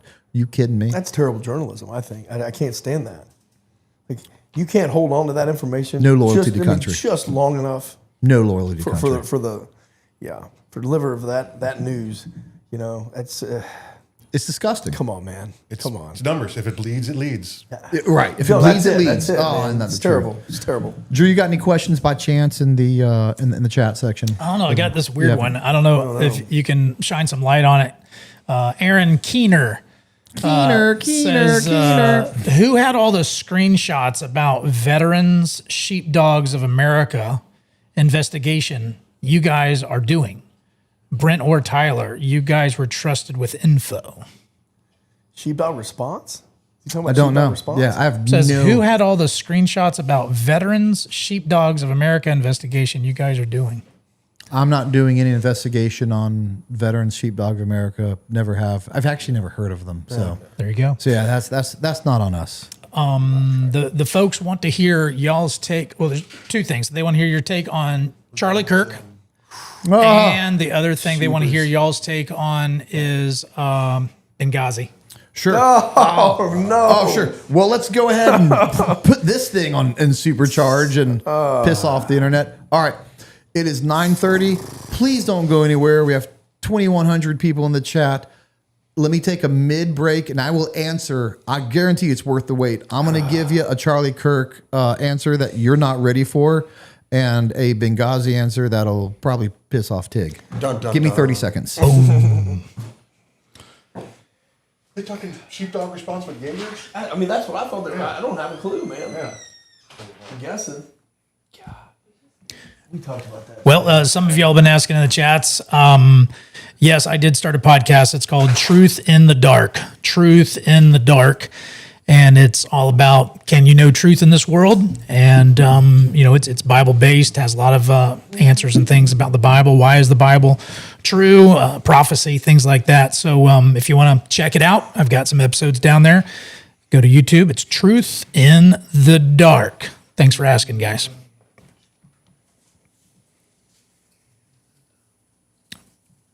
Mike, what do you got going on? You've got a podcast, don't you?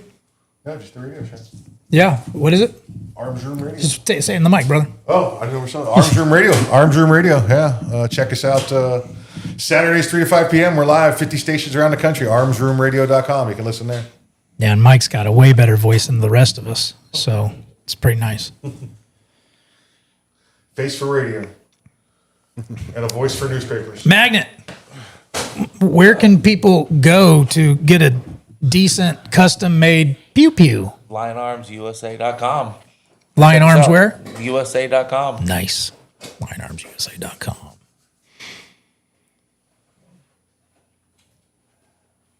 In my studio, Drew, we can smoke. Yeah, I know. Some folks have been saying something about that. Yeah, in our new studio here, we can only smoke outside. So We don't is have what to it is. We'll be doing it. We'll be doing it. All right. Hey, Brent, can we smoke in here yet? No, you can't smoke in My here. studio. Well, then we'll start doing this at your studio. I do equipment every 6 months. It's killing. Who do I talk to about furniture malfunctions? What? Hold on. Dang it. Where'd you buy this? It's on the live. What'd you do, Richard? It wasn't in the... No, what is this? Watch the cable on the side. What are you guys trying to do here? Is it a massage cable? IKEA. Well, there you go. Well, that's what you do. Quit leaning back. You're 240. You're gonna break things. You're gonna break things. Not 187. All right, let's go. Yes. Thanks for sticking around, guys. We only lost 100 people because I had to pee. What they want to talk about? Charlie Kirk and Charlie Kirk. Let's get into Benghazi. it. Oh, let's get into it. I'm gonna piss some people Who off. asked about Benghazi? If that's my mother, I'm gonna be pissed. Mom. Everybody, Come on, Mom. everybody loves a conspiracy theory. It's the same conspiracy theory of why I left the Antihero podcast. It's the same conspiracy theory. They can't accept that Lee Harvey Oswald shot JFK. Sorry to tell you, it's the same. Guess what? The Earth is round and we landed on the moon. People just don't want to hear this. But at the end of the Brent, day, you're talking crazy. I know. But in the day, you do. You have to back up facts. The problem is always going to be this. It's kind of two things. The truth is, to some degree, never 100%. And people expect 100%. But what's crazy is if the truth is 98%, they'll question it and they'll accept a theory that's 30% and be like, well, this could happen. So let's get into that. And why do I think I owe you answers of why do I think the truth is the truth? Max is on the show.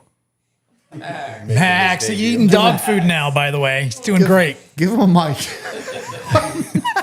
Okay. All right. All right. Do I believe that Charlie Kirk was truly shot by this Tyler? What's Tyler's last name? Tyler. I don't remember. Thompson. Anyway. Samsonite. With a 30-06 that had no exit wound. Okay, that's a good question. How does that happen? By the way, a fully charged, fully functional 308 round shot by a Central Florida SWAT team just a couple years ago actually entered a suspect's neck and did not have an exit wound. Is it highly likely? No. Is it possible? Yes. And Bo, who's a level 1 sniper, I'm glad you're here. That's true. I'm gonna run some things by heart. I hate to put you on the spot. We didn't talk about this at all. Okay, so this may or may not be verifiable. Let's talk ballistics just real quick. All right, and let's talk. And don't get me wrong, I have to do some. I have to have some assumptions the way other people have to have some assumptions because all the facts have not been put out yet because it's not all out on to court. So let's go through this. All right. I'll do my best. So the guy who shot Charlie Kirk was on a Discord, which is primarily a gaming platform, but he's an amateur shooter, not an absolute beginner because we have pictures of him with a 22 as a kid. So he was around guns. I mean, his father was a policeman, yes? Or sheriff department or something? No, they said that initially. They said that initially, but that's actually not true. So nothing to do with law enforcement whatsoever. But there are but the picture of him with a gun with a 22 as a young man are verifiable, which means, and if you have a gun as a young man, you're around firearms. Yep. And we also know that 30-06 that he got was his grandfather's. So his grandfather has a gun. You were with gun. Yeah. You've been around guns. Safe assumption. Yeah. Okay. Let's go back to let's put yourself in a little bit of a novice video gamer's mindset. We're gonna just walk with me down this road. Atari didn't have those.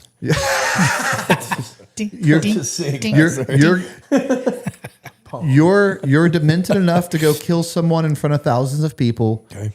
And you want to kill him with one shot. Where do you aim? Right in the CPU. Boom. And that's actually historical. Where did Trump's assassin try to shoot him? Through the ear hole. Or I'm guessing. Headshot. Through here, yeah, absolutely. Headshot. Where did JFK's assassin shoot him? Right through the bean meat. Headshot. Let's go all the way back to Abraham Lincoln. Where did his assassin shoot him? Headshot. Base of the neck. No, okay. Okay, headshot. So these are what's called safe assumptions. Yes, sir. So if we have a guy who is aiming center mass to eye level of someone's at someone's head, but it drops roughly 10 inches as a sniper. If that's what you're aiming at, but it hits here, I know I'm putting you on the spot on this. Yeah. What would cause that type of elevation change? Let me start here. If I'm shooting at that position and it drops 10 inches, then I've got the worst cold bore, dope ever.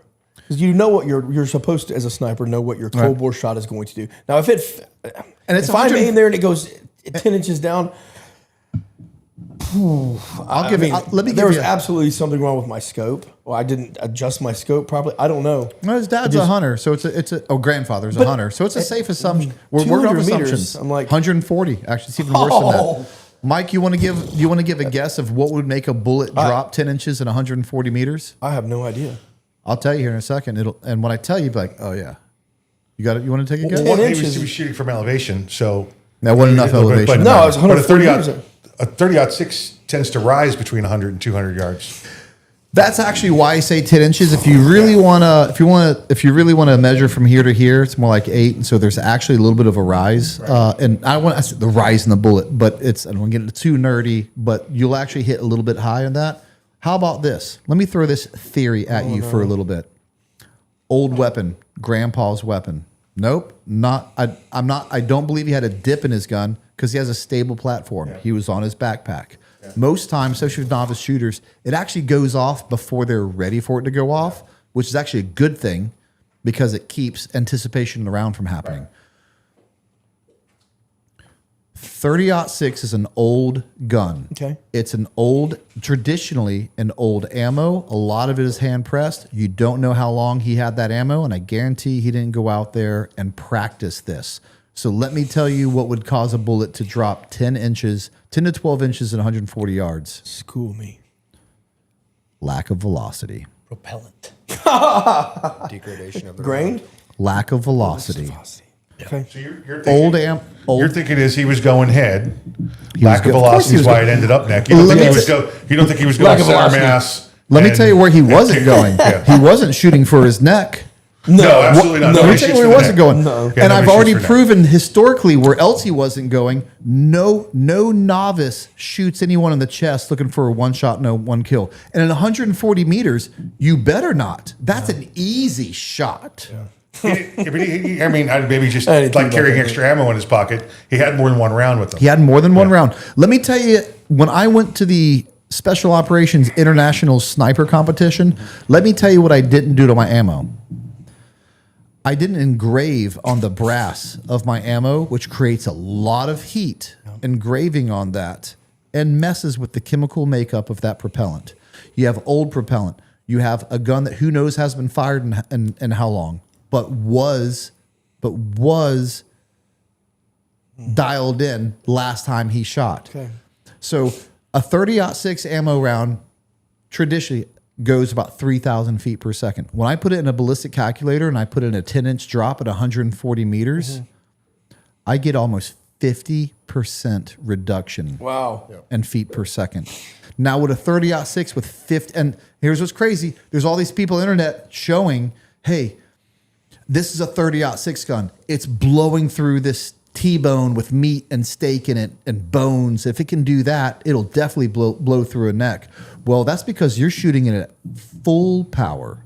Drop that to half power and let me know. It's a significant difference.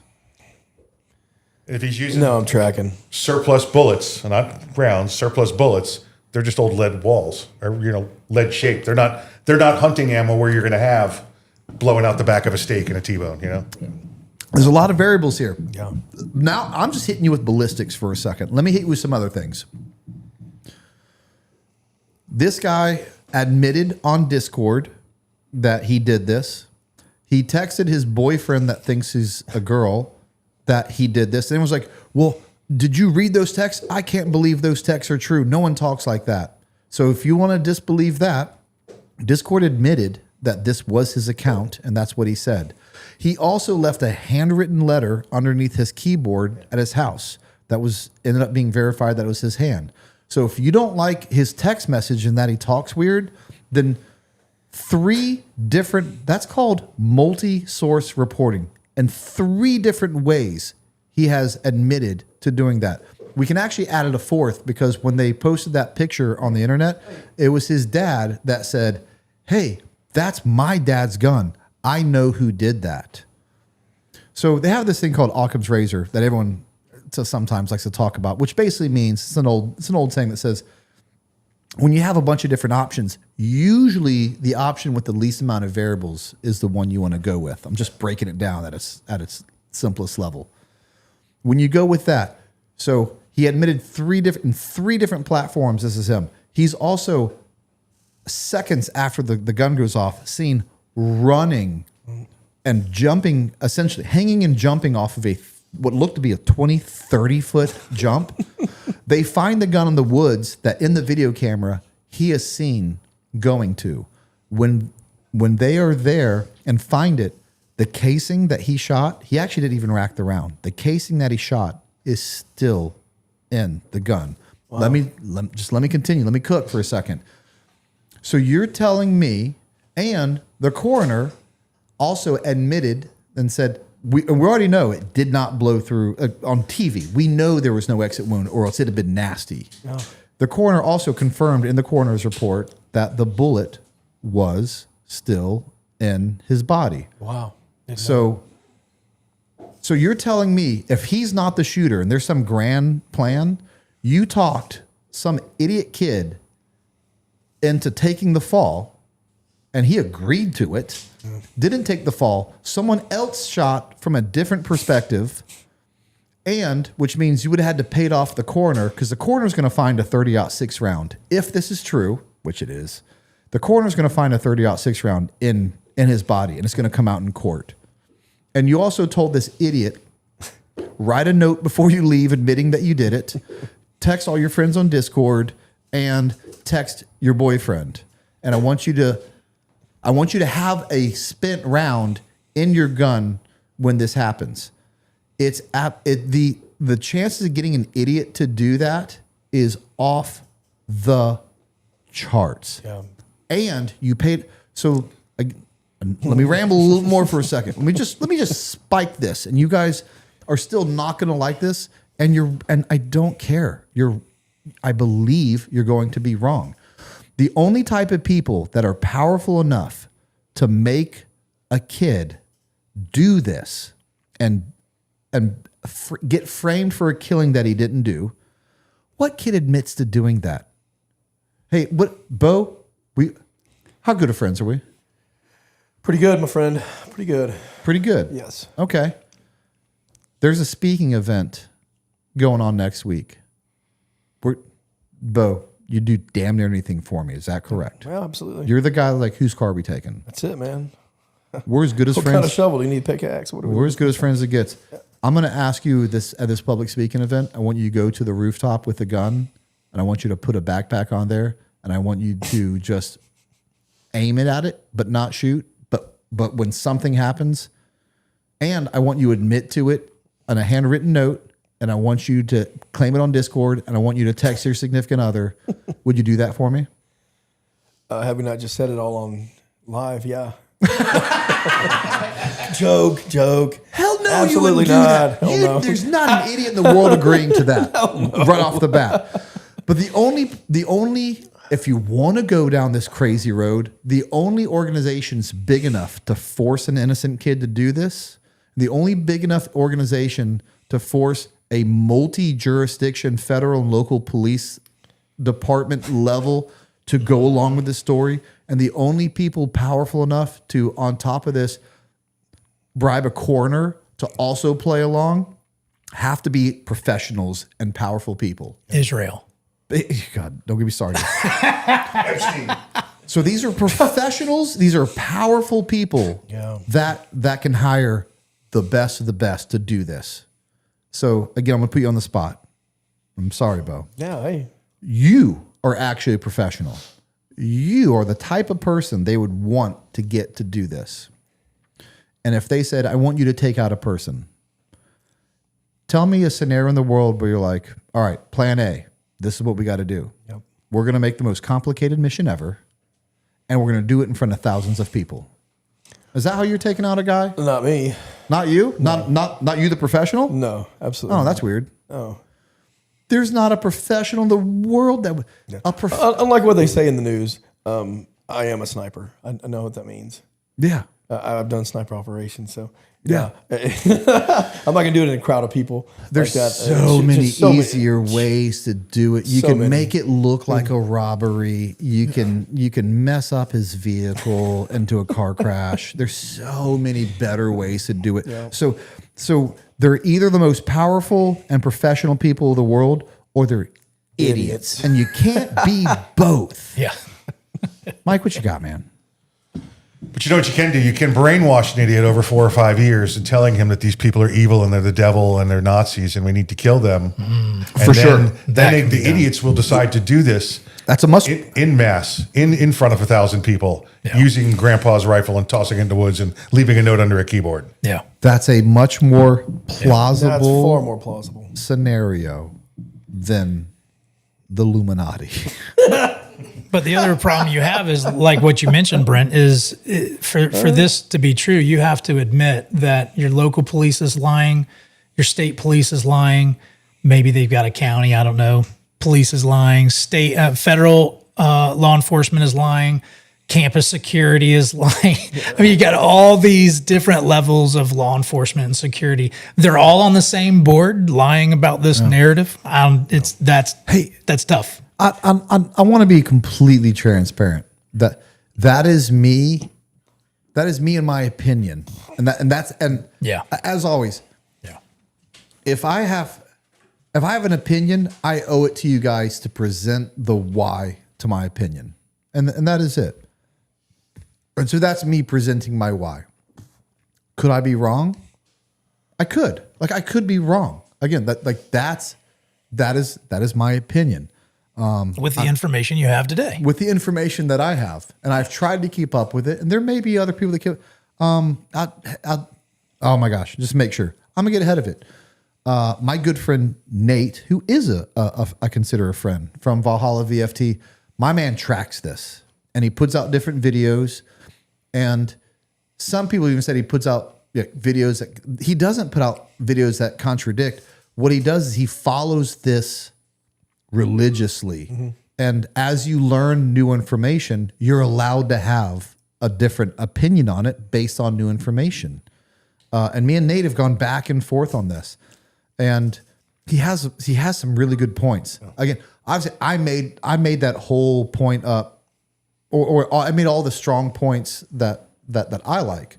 There are some things, to be honest with you, that I can take and there's I can argue with myself about this. But truly and wholly, when I look at holistically, not holy like God holy, but truly and holistically, when I look at this, that is still the answer I come up with. And the truth is, none of us really know until more of this investigation come out.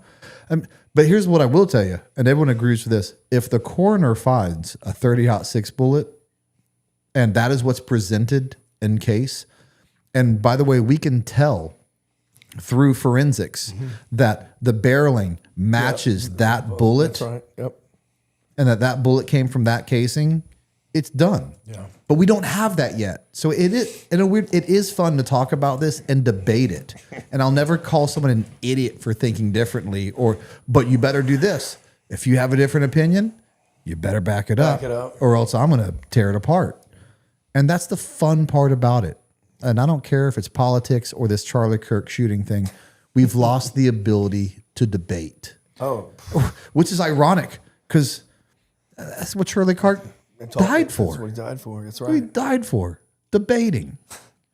It's insane. It is insane. So let's not go down the same road on the right, who have differences of opinion. We'll show the world how you can debate. But at some point, I mean, the public has to get a clue. Like when it first came out, people were like, "Oh, his own security guys are doing hand gestures," and then you find out. I mean, they're very good friends.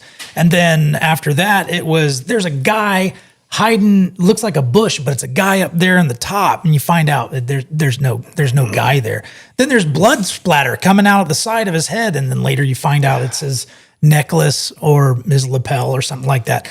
It's like every one of these things just get debunked over time, and they keep coming up with these new ideas. I don't know, maybe just the straightforward stuff is probably what it is. Yeah. At some point, how many times are you going to believe something that gets debunked? For sure. Like, it's crazy.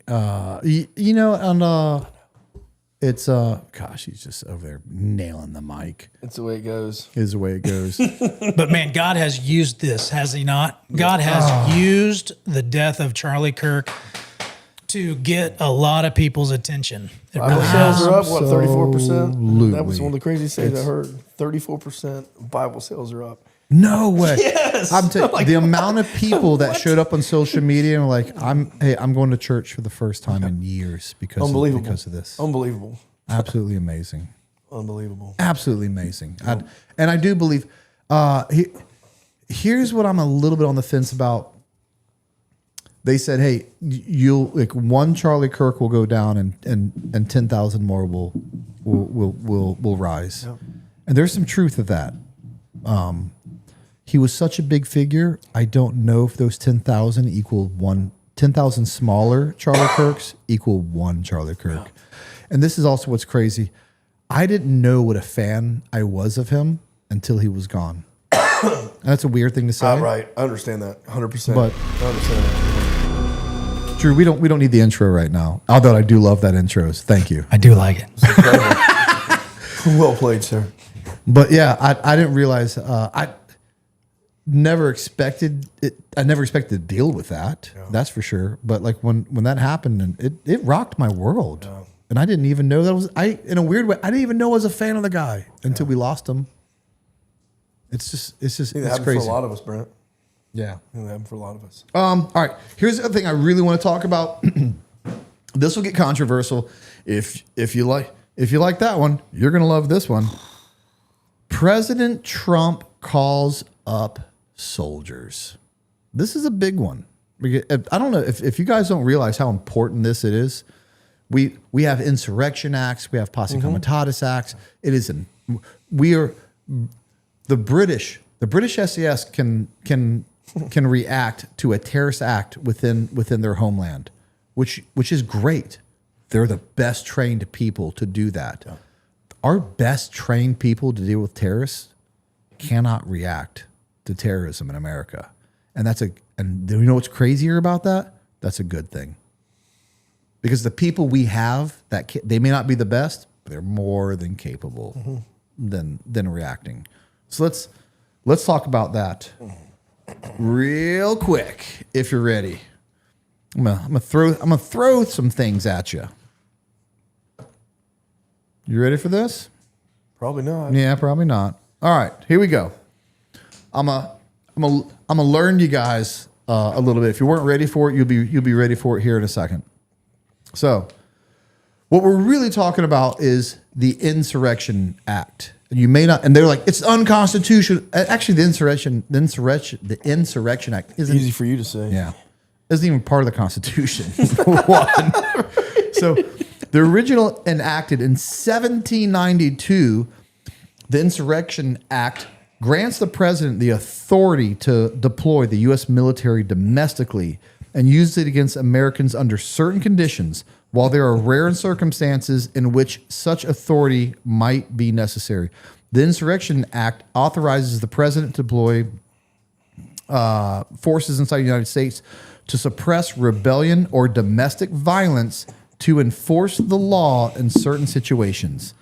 The statute implements Congress, blah, blah, blah. The primary exception to the posse... So let's just start real quick with this.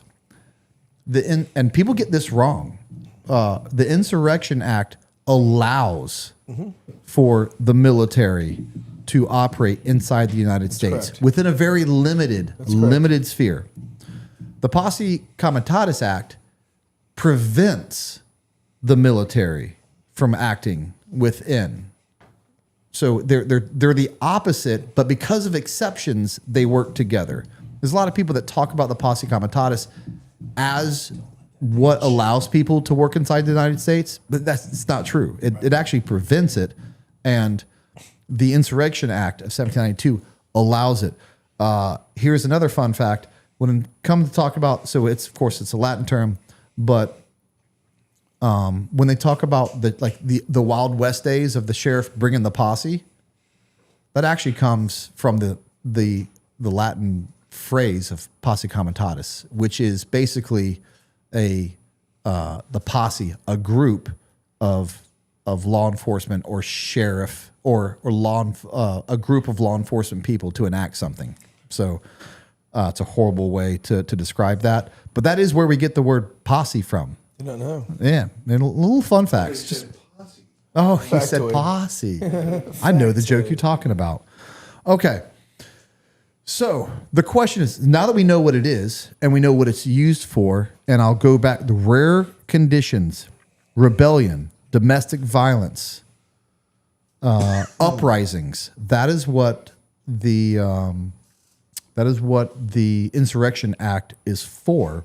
Have we ever used, and of course, case law is huge, right? Like, have we ever used troops in America before? Because they're really upset about what President Trump is saying and trying to do. Of course we have. So let me tell you how we have. But I'm not a Trumpist. I will be as unbiased as I'm able to do with just the facts. So they've been employed in riot control. Post-MLK riots, after the assassination of Martin Luther King in 1968, federal forces were deployed for cities across the country to quell the results of riots. The Detroit riots in 1976, the Mission National Guard and federal troops were deployed to restore order during the widespread violence. 43 deaths occurred during the Detroit riots. I'm going to come back to that in a second.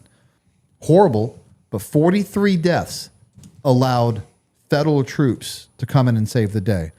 The LA riots in 1992, George Bush invoked the Insurrection Act to send federal troops to LA to restore order during the riots. 63 people died. That's horrible. But 63 deaths allowed federal troops to come in and restore order. I'm going to go crazy for a second because I love this story. The Whiskey Rebellion of 1794. So I got to stop for a second and tell a cool George Washington story. May I? Thank you, Josh. Do we have to? I love George. I'm going to do Do we have to? I'm going to do a George Washington podcast. He is the OG of this country. So what happened was in the 1790s, we went to war with the superpower of the world at that time, the Brits. British Empire? Do you know how that war ended? I wish you'd tell me. We kicked their ass. And it was all over taxes. Well, that put us in a massive deficit. We were in a federal deficit. States were in a deficit. And so there was this amazing man who actually has a Broadway show about him called Alexander Hamilton, who's a Secretary of Treasury at the time, said, hey, we need to, we're in debt. That's a problem. I know it's a foreign issue. It's a foreign way of thinking today because we're in the trillions. But he's like, we got to figure this out. And one of the things he decided to do was do a whiskey tax. And it was a small whiskey tax. But the Americans of the day was like, nah, we just went to war with this. You ain't taxing my whiskey. But they had to, only taxes can raise money to pay off debts. And so they started refusing to pay this whiskey tax. Now, George Washington wasn't super happy about it, but he didn't want to start another war. George Washington, to some degree, hated war. He loved his country and his countrymen so much. Like, this really upset him. And so He gathered a militia of 13,000 people, and they went to Pennsylvania to figure this out.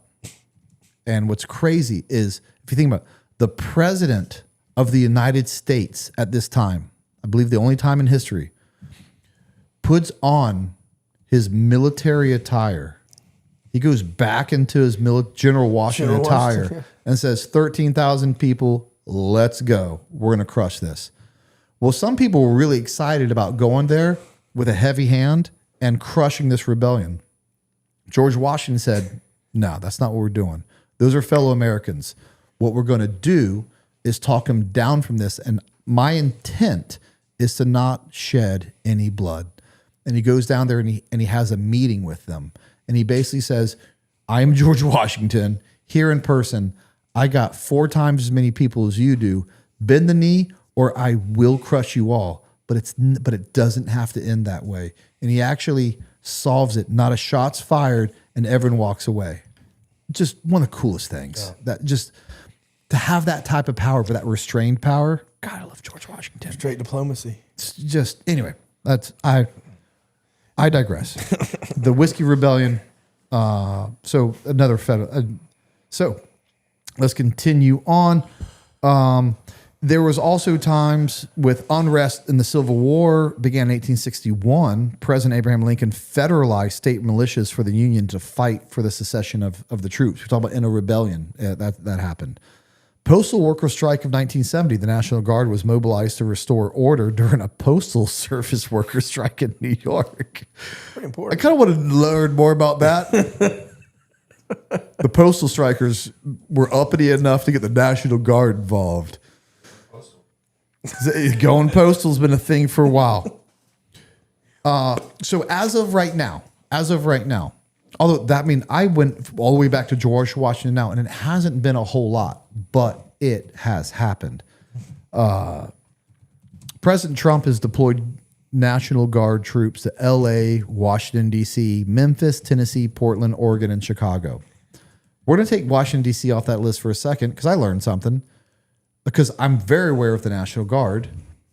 Washington, D.C. isn't a state, and the National Guard is owned by the states and federal. They have 2 people that own them, but Washington, D.C. isn't a state. So who owns them? You want to know who owns the Washington, D.C. National Guard? Do you know, Mike? Yeah, the mayor. The president. The president actually owns who is kind of the highest figure in like the mayor.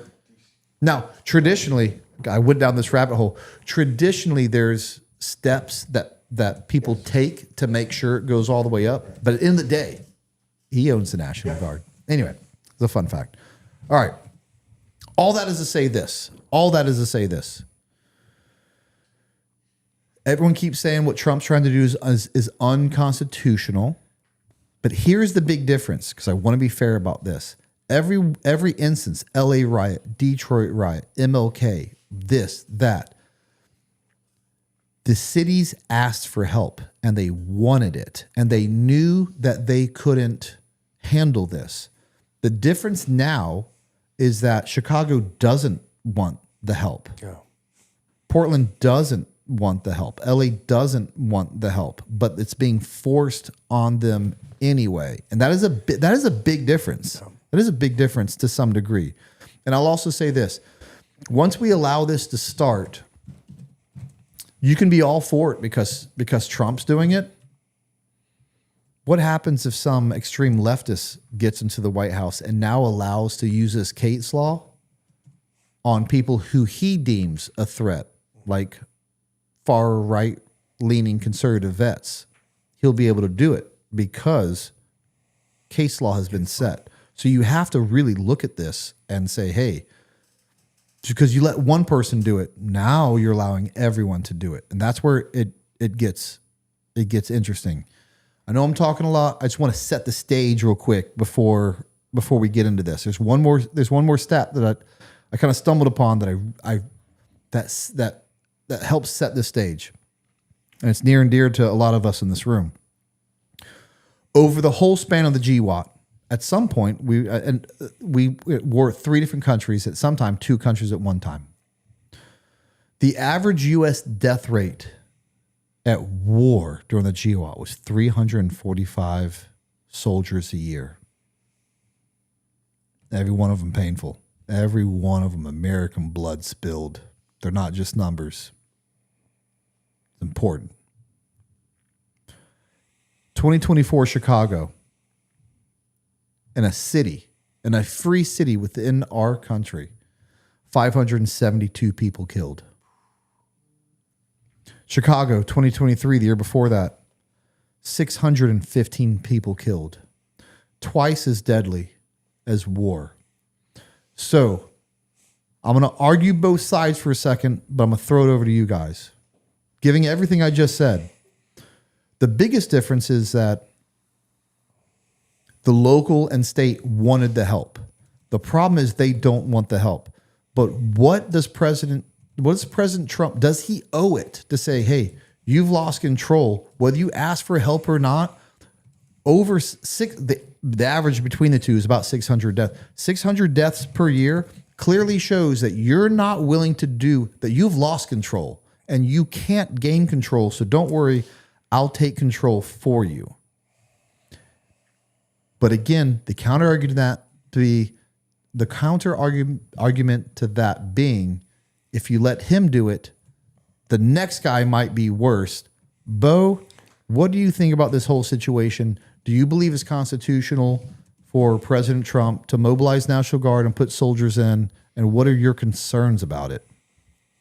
After listening to your well laid out rant, it was a rant. 27 minutes. I think it's a slippery slope, man. I err on the side of it's absolutely constitutional. I'm not going to use the word constitutional. He has the authority to do it. I've read extensively about it. But it is a limited power he has, and when he can enforce it. But you're absolutely right on the opposite side of that. I don't want him to do this without the blessings of the folks in the city who either want it or don't. Because it could turn, just like you said, someone else gets in there, maybe it's not in 4 years or 8 years, but let's say 12. Sure. Guys, or gals completely left says, hey, I don't like the way that, this is going on in the great state, not Florida, Texas. Yeah. And they deployed troops there because they don't like what's happening, down there. I don't like that. I don't like that. I don't want to open, I don't want to open that Pandora's box. Do I think something needs to be done? Yes. Do I think it has to be, federal troops in cities? I don't think it has to be that. I think there's something else that we could do probably. If we've exhausted every option, at our fingertips, I find it very hard to deploy troops to a place that doesn't want them, just for the simple fact of the repercussions down the road could be, and I'm borrowing worries here, which I don't tend to do. But you make a great point there. I don't want to see that the pendulum swing the other way, and things continue to get worse. This is where I don't know the right answer. A part of me, it goes back to New York City right now. They have that socialist communist that's probably about to be the mayor, and a part of me goes, it's a crappy thing to say, but I'll say it. I hope he does. I hope he wins. I hope New York City suffers for what you voted on. Here's the problem with that. Excuse me. I'll just use random numbers. Let's say he gets in with 51% of the vote. 49% of the people, good people who know better, didn't vote for that, and they have to suffer because of that. So when it comes to, we'll just focus on Chicago because they're an easy pinata. It's a tough one. Part of me was like, you voted for this Democratic crap for decades, and this is what you get. But there's good people in Chicago that didn't vote for that are having to suffer because of it, and I don't know. Mike, again, I'll if you want to, do you have an opinion you want to throw in on this? I have no problem with the constitutionality of it. Under Title 10 and Title 32, he can put these troops where he needs to. Posse Comitatus covers taking up arms against innocent citizens. It's not what's going on here. These people are being deployed, let's be clear on this, to protect the federal facilities and to aid the federal law enforcement officers and have their back so they can conduct their operations. They're not walking the streets taking illegal people to jail or illegal aliens to jail or looking for basic crimes. They're there to protect the federal officers and the federal assets. So I have no issue with what they're doing there. Remember during President Trump's first administration when he went after all those people that were in the Democrat Party? Remember when that happened? Oh, yeah. Oh, that's right. It didn't. That's right. Yeah. It didn't. Oh, yeah. That's right. Of course. But because he came into office and said, you know what? He made the joke. Listen, when Hillary said, glad you're not be president, because he said, yeah, you'd be in jail. And then he left every one of them alone for 4 years and said, I'm going to come in here and I'm not going to touch them. I'm going to leave them alone and we're going to get along. And then for 4 years, they did nothing but including try to kill this man to get him from taking office again. So now he's in office and he's putting other criminals away. I have no problem with what he's doing and worrying about what's going on in the future because the Electoral College clearly made him the victor and the majority of the population in this country made him the president. He's doing what this nation elected him to do in 8 counties. 8 counties is where this is going on. You know what's funny is the entire nation. It's happening in 8 counties. Barack Obama once said something that I wasn't super happy about, but he was right. So I was like, he said, elections have consequences. And of course, it always sucks when you're on the losing end of that. Absolutely. You know? But when you're a realist, you're like, well, I don't like it, but he's right. Guess what? But it's true. Elections have consequences. Yeah, absolutely. You know, it just does. I mean, the same, like there's consequences of being the Texas Longhorns and facing the Florida Gators and losing. There's consequences to that, Bo. There's consequences, buddy. That's true. That's true. Especially when you make a terrible bet.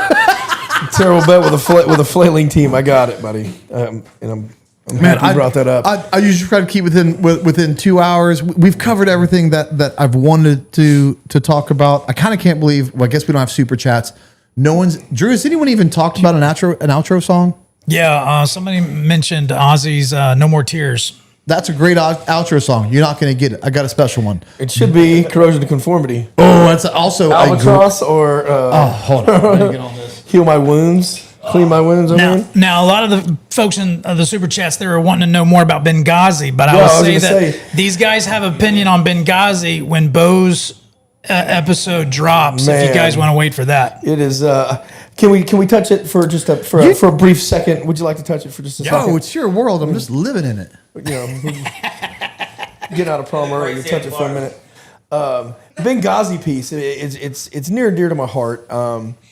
Only because something significant happened while Dino and I were deployed to Athens, Greece. We were training the state hostage rescue team there because they just picked up a new canine. So us having a good relationship with them, they asked for Dino and I to come over there and help stand it up. So things start happening in Benghazi. I am reached at a training event by someone unbeknownst to me. Said, hey, something's going on. If you were to rapidly deploy to a location, you know, what would you need? Do you have everything you need with you here? And anyways, I was like, no, I don't. I came with everything for Dino. Anyways, they're like, hey, next thing we're going to do, you're going to hear from someone else, and we're going to move you to a secure location at the hotel you're staying in. So the reason I say it's important is because, you know, the person that came out on television told the entire United States public that there were no troops within 12 hours response time. And that's what I had to listen to for years and years and years and years. And And I just kept quiet about it for the longest time. And finally, I just got to the point where I was like, that's a lie. Everybody, that's because I don't want to curse. I'll call it poppycock. And it was a tragic lie that, we allowed Americans to die because, people decided, I think it was a political decision that was going to affect them, negatively. And they decided, you know what, hey, we're just not going to do anything about it. You guys, you guys that were within reach to go help these guys, we're not going to do anything about it. And I got to sit here and talking to my boy Paco, and come to find out that the experience that I had with the Benghazi piece is absolutely the truth. My experience was we were there, we were ready. There was things happening. There was a plan moving forward where I was going to get scooped up, and we were going to go in here and we were going to help do some sort of rescue that never came to fruition. And I don't know that story's out there, and I don't know how much grief or slack I'm going to take for throwing it out there. But that is exactly what happened. And to listen to people tell me, year after year after year that, we didn't know what was happening down on the ground. Nobody knew what was going on. I was like, what? Like, who was involved in this, right? We absolutely knew what was going on. I knew, I was being told everything I needed to know because I was supposed to be scooped up by a unit that was, going to go in and take care of business. So, and ironically enough, that same unit that I linked up with. Yeah, this is the irony. God, I wish you'd have been on that. I'd love to hear a little bit more of yours. Your experience with it, Brent. I don't know what you can say about it, but what they're the lies that have remained. What they're kind of alluding in the to sphere is tragic for me. Is the contractors that put out a book and did the movie, like 13 hours, and I said something on a podcast one time, and to say it ruffled Drew. I love that, Drew. I love the intro. I love it. Just can't wait to play it. Dang it. I typing on the wrong keyboard. And one time I said, "Hey, they said, hey, what do you think about the Benghazi guys?" And I said, "I heard a different story." And that's what I said. Yeah. And that's still what I say. Yeah. Here's the thing. I didn't say what part of the story, the whole story. Yeah. Like they're all Tim Kennedy's, a part of the story. I just said I heard a different story. Uh-huh. As always, like you don't really know when you're answering a question on a podcast, like the true consequences of it. And these guys went on and cried on every podcast that would have them, and were like, "How dare he say that?" And there are other people that said they'd sue me if I said, not all of them. I'm not. There's a few of them. Yeah. I'll say this: usually, people who act like that, when they have that sort of reaction to such a small start, usually you have something to hide. I'm just telling you, and I'm not making accusations. It wasn't a provocative statement. Wasn't a provocative statement. Not at all. They dug into it. Wasn't a provocative statement. That's the problem. And I don't know how else to say it, but we'll put it like this. So you just said you were a sniper, did you? All right. I did, absolutely. Someone goes and says that guy's not a sniper. What's your reaction to that? All right. Bo, killer boots, man. It's almost like I know you. I got nothing. Yeah, right. Who is that? I don't know who that. I don't know who you are. Someone could be like, Brendan didn't get shot that night, and that. You know what my response to that is? All right. I don't care. When I know what the truth is, I don't care.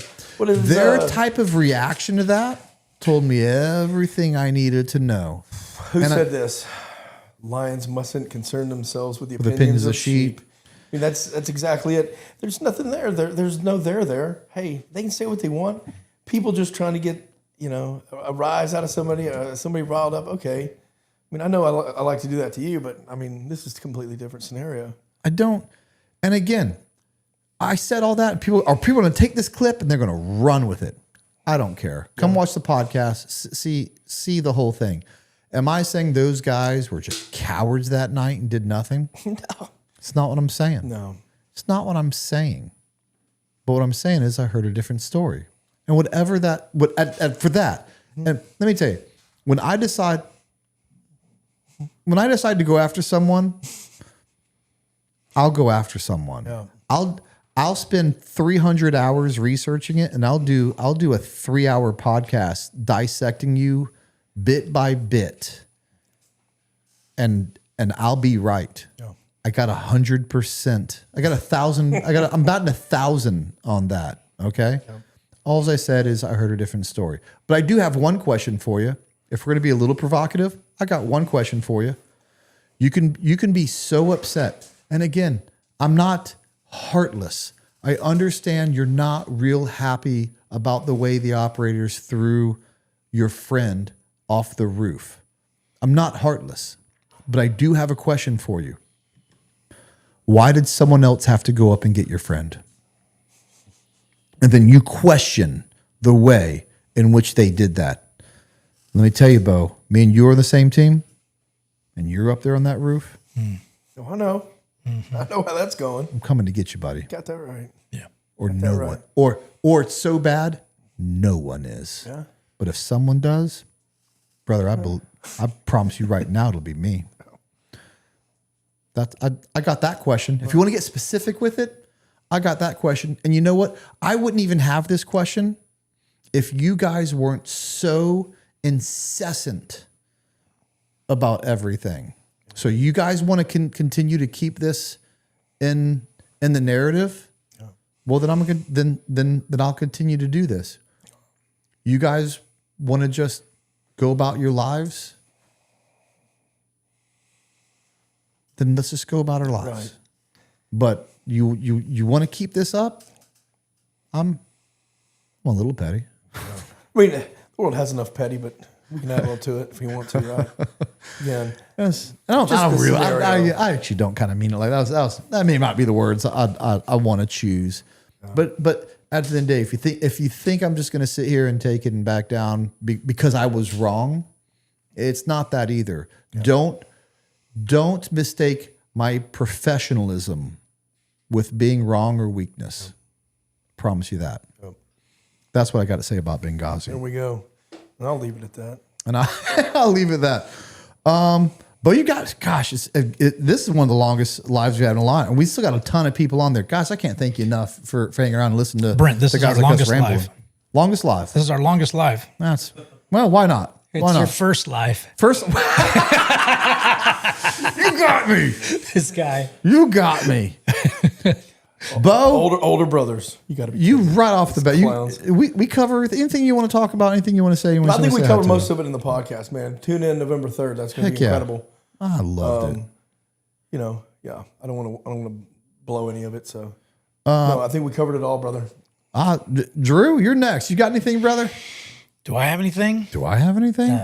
Sounds like when you were on that page, when you're on that Patreon promo. Do I have anything? Gosh. Do I need anything? No, I'm just really thankful for everybody who came out tonight. Absolutely. I mean, I'm half in and half out because I'm reading you clowns in the chats. You guys are a lot of fun.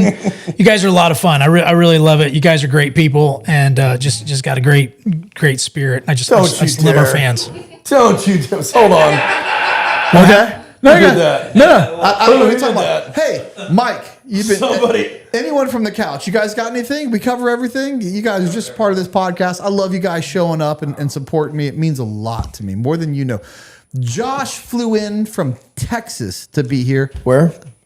The great state? The great state. He's a Florida boy. He happens to work in Texas. Don't ruin it. as you did too. You flew in from Texas. I sure did. But that's different. We've known each other for a long time. You owe it to me to do this. Josh, I appreciate you doing that. Man of my word. Amanda, you haven't said anything all night. You got anything? She's going to take care of that pup, thank goodness. All right. Guys, I do. A friend of mine, I'm so sorry. A friend of mine, Doug, been watching you guys for a long time. He asked me if you would find your combo cookbook and put it on the desk. My combo cookbook? Oh my God. He doesn't know what a combo cookbook is. Doug, I'm sorry that I had to bring this up, but I appreciate you sending that message to me. Bo, don't bring up things that are going to make you look silly. You know what I do have? I have my SAVSUR Sub 6. I'm sorry, say it again? My SAVSUR Sub 6. Do you know what SAVSUR Sub 6 stands for? I do, absolutely. What is it? I don't care. These people don't want to know that. That's where we found all our Like our serial report, our Angus reports, and all that stuff. What do you mean? Yes, That's what where does we it found stand out- for? Sav, serve, sup, 6. You just explained it. What do you mean? What does it stand for? Sav, serve, sup, 6. Well, you tell me what it stands for. Sav, serve, service, signal, audio. Gosh, I was going to call you out. But I You're an forgot. idiot.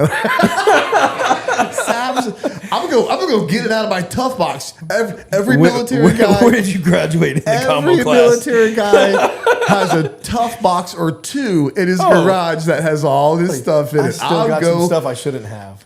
Oh no, I got it. I'm sure it's obsolete at this point. Stop right now. Sav. I will not. Signal, audio, visual, serve, service, sup, supplement, version 6. Sav, serve, sup, 6. Someone check it. Someone please check that. Someone check that out. I don't think that's right. Still got it. I think that's a lie. Still got it. Someone check that out. You know what? I know you're upset about that. Let's let our dude run us out of here. I'm gonna turn it around for you. Please. Whoop.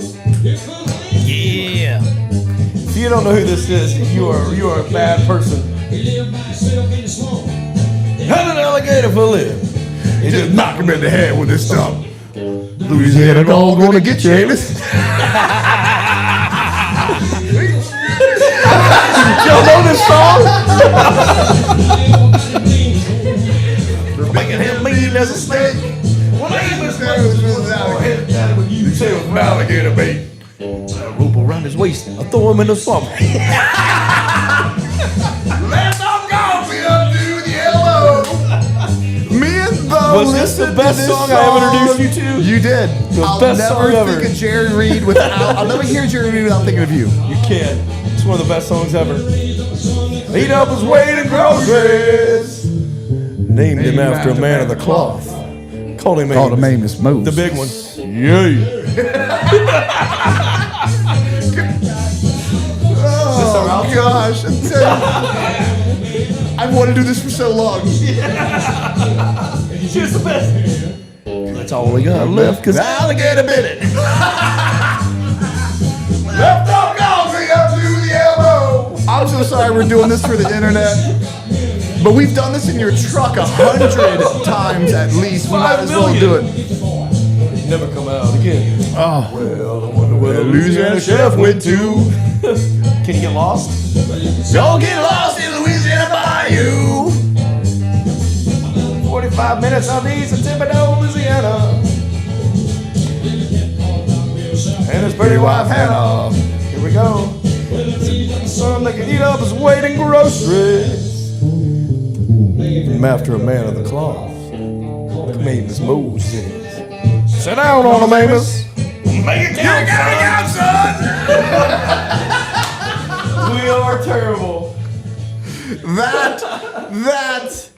That will be the worst ending you may, or the best you will ever see on this on this live podcast. And we did it on episode 0.5 because you are episode 1, but you're also the first live guest we've ever had, brother. Outstanding. Guys, thank you so much. Honored, brother. Honored. Again, at the end, please consider supporting us on Patreon. You can get these Tier 1 shirts at FRCC.shop. You can also get coffee, cigars, bourbon. If you're low in testosterone, which means you're below 200 pounds and you're less of a man, go to hp-trt.com. If you want to continue to help people's cause and you're into veteran causes, Fallen for the 50. Or 50 for the Fallen. I've got Fallen for the 50. Dang it. 50 for the Fallen. Yes, sir. Please consider that. That's something Bo's heavily into, and we talk about that a little bit more on his podcast. His podcast will drop the very first Monday of November. We will do this live every first Thursday of the month. What am I forgetting, boys? That Drew started a podcast called Truth in the Dark. Thank you. Huh? What about that one? My brother started his own podcast called Truth in the Dark, and I couldn't be more proud of you. Thanks, buddy. I could Thanks. I love it. I'm having fun doing it. Having a lot of fun doing it. The quality, not just I knew the content would be there, but at the end of the day, it does matter how you package it. What you learned from our last podcast, and you perfected your craft. And in fact, I was a little bit upset. I was like, he's doing a better job at this than than we had at the last one. Yeah, And it's that's- because of me that you've upped your game here in this podcast and it's so much. because of you. Yeah, It now you is. look better than me. It Now is I got to because one of up you. It challenged me to go, I got to be better than my brother, which some things Gotta be. some things have never Gotta be. changed since we were playing basketball on a dirt road. Heck yeah. So yeah, go listen to Truth in the Dark. That's right. I'll sabotage your video and audio here. So Yeah, please go. Yeah, please go follow him and learn more about God and Jesus and what the Bible has to say. He will challenge you, but as always, the same way I always want to tell you the why behind everything.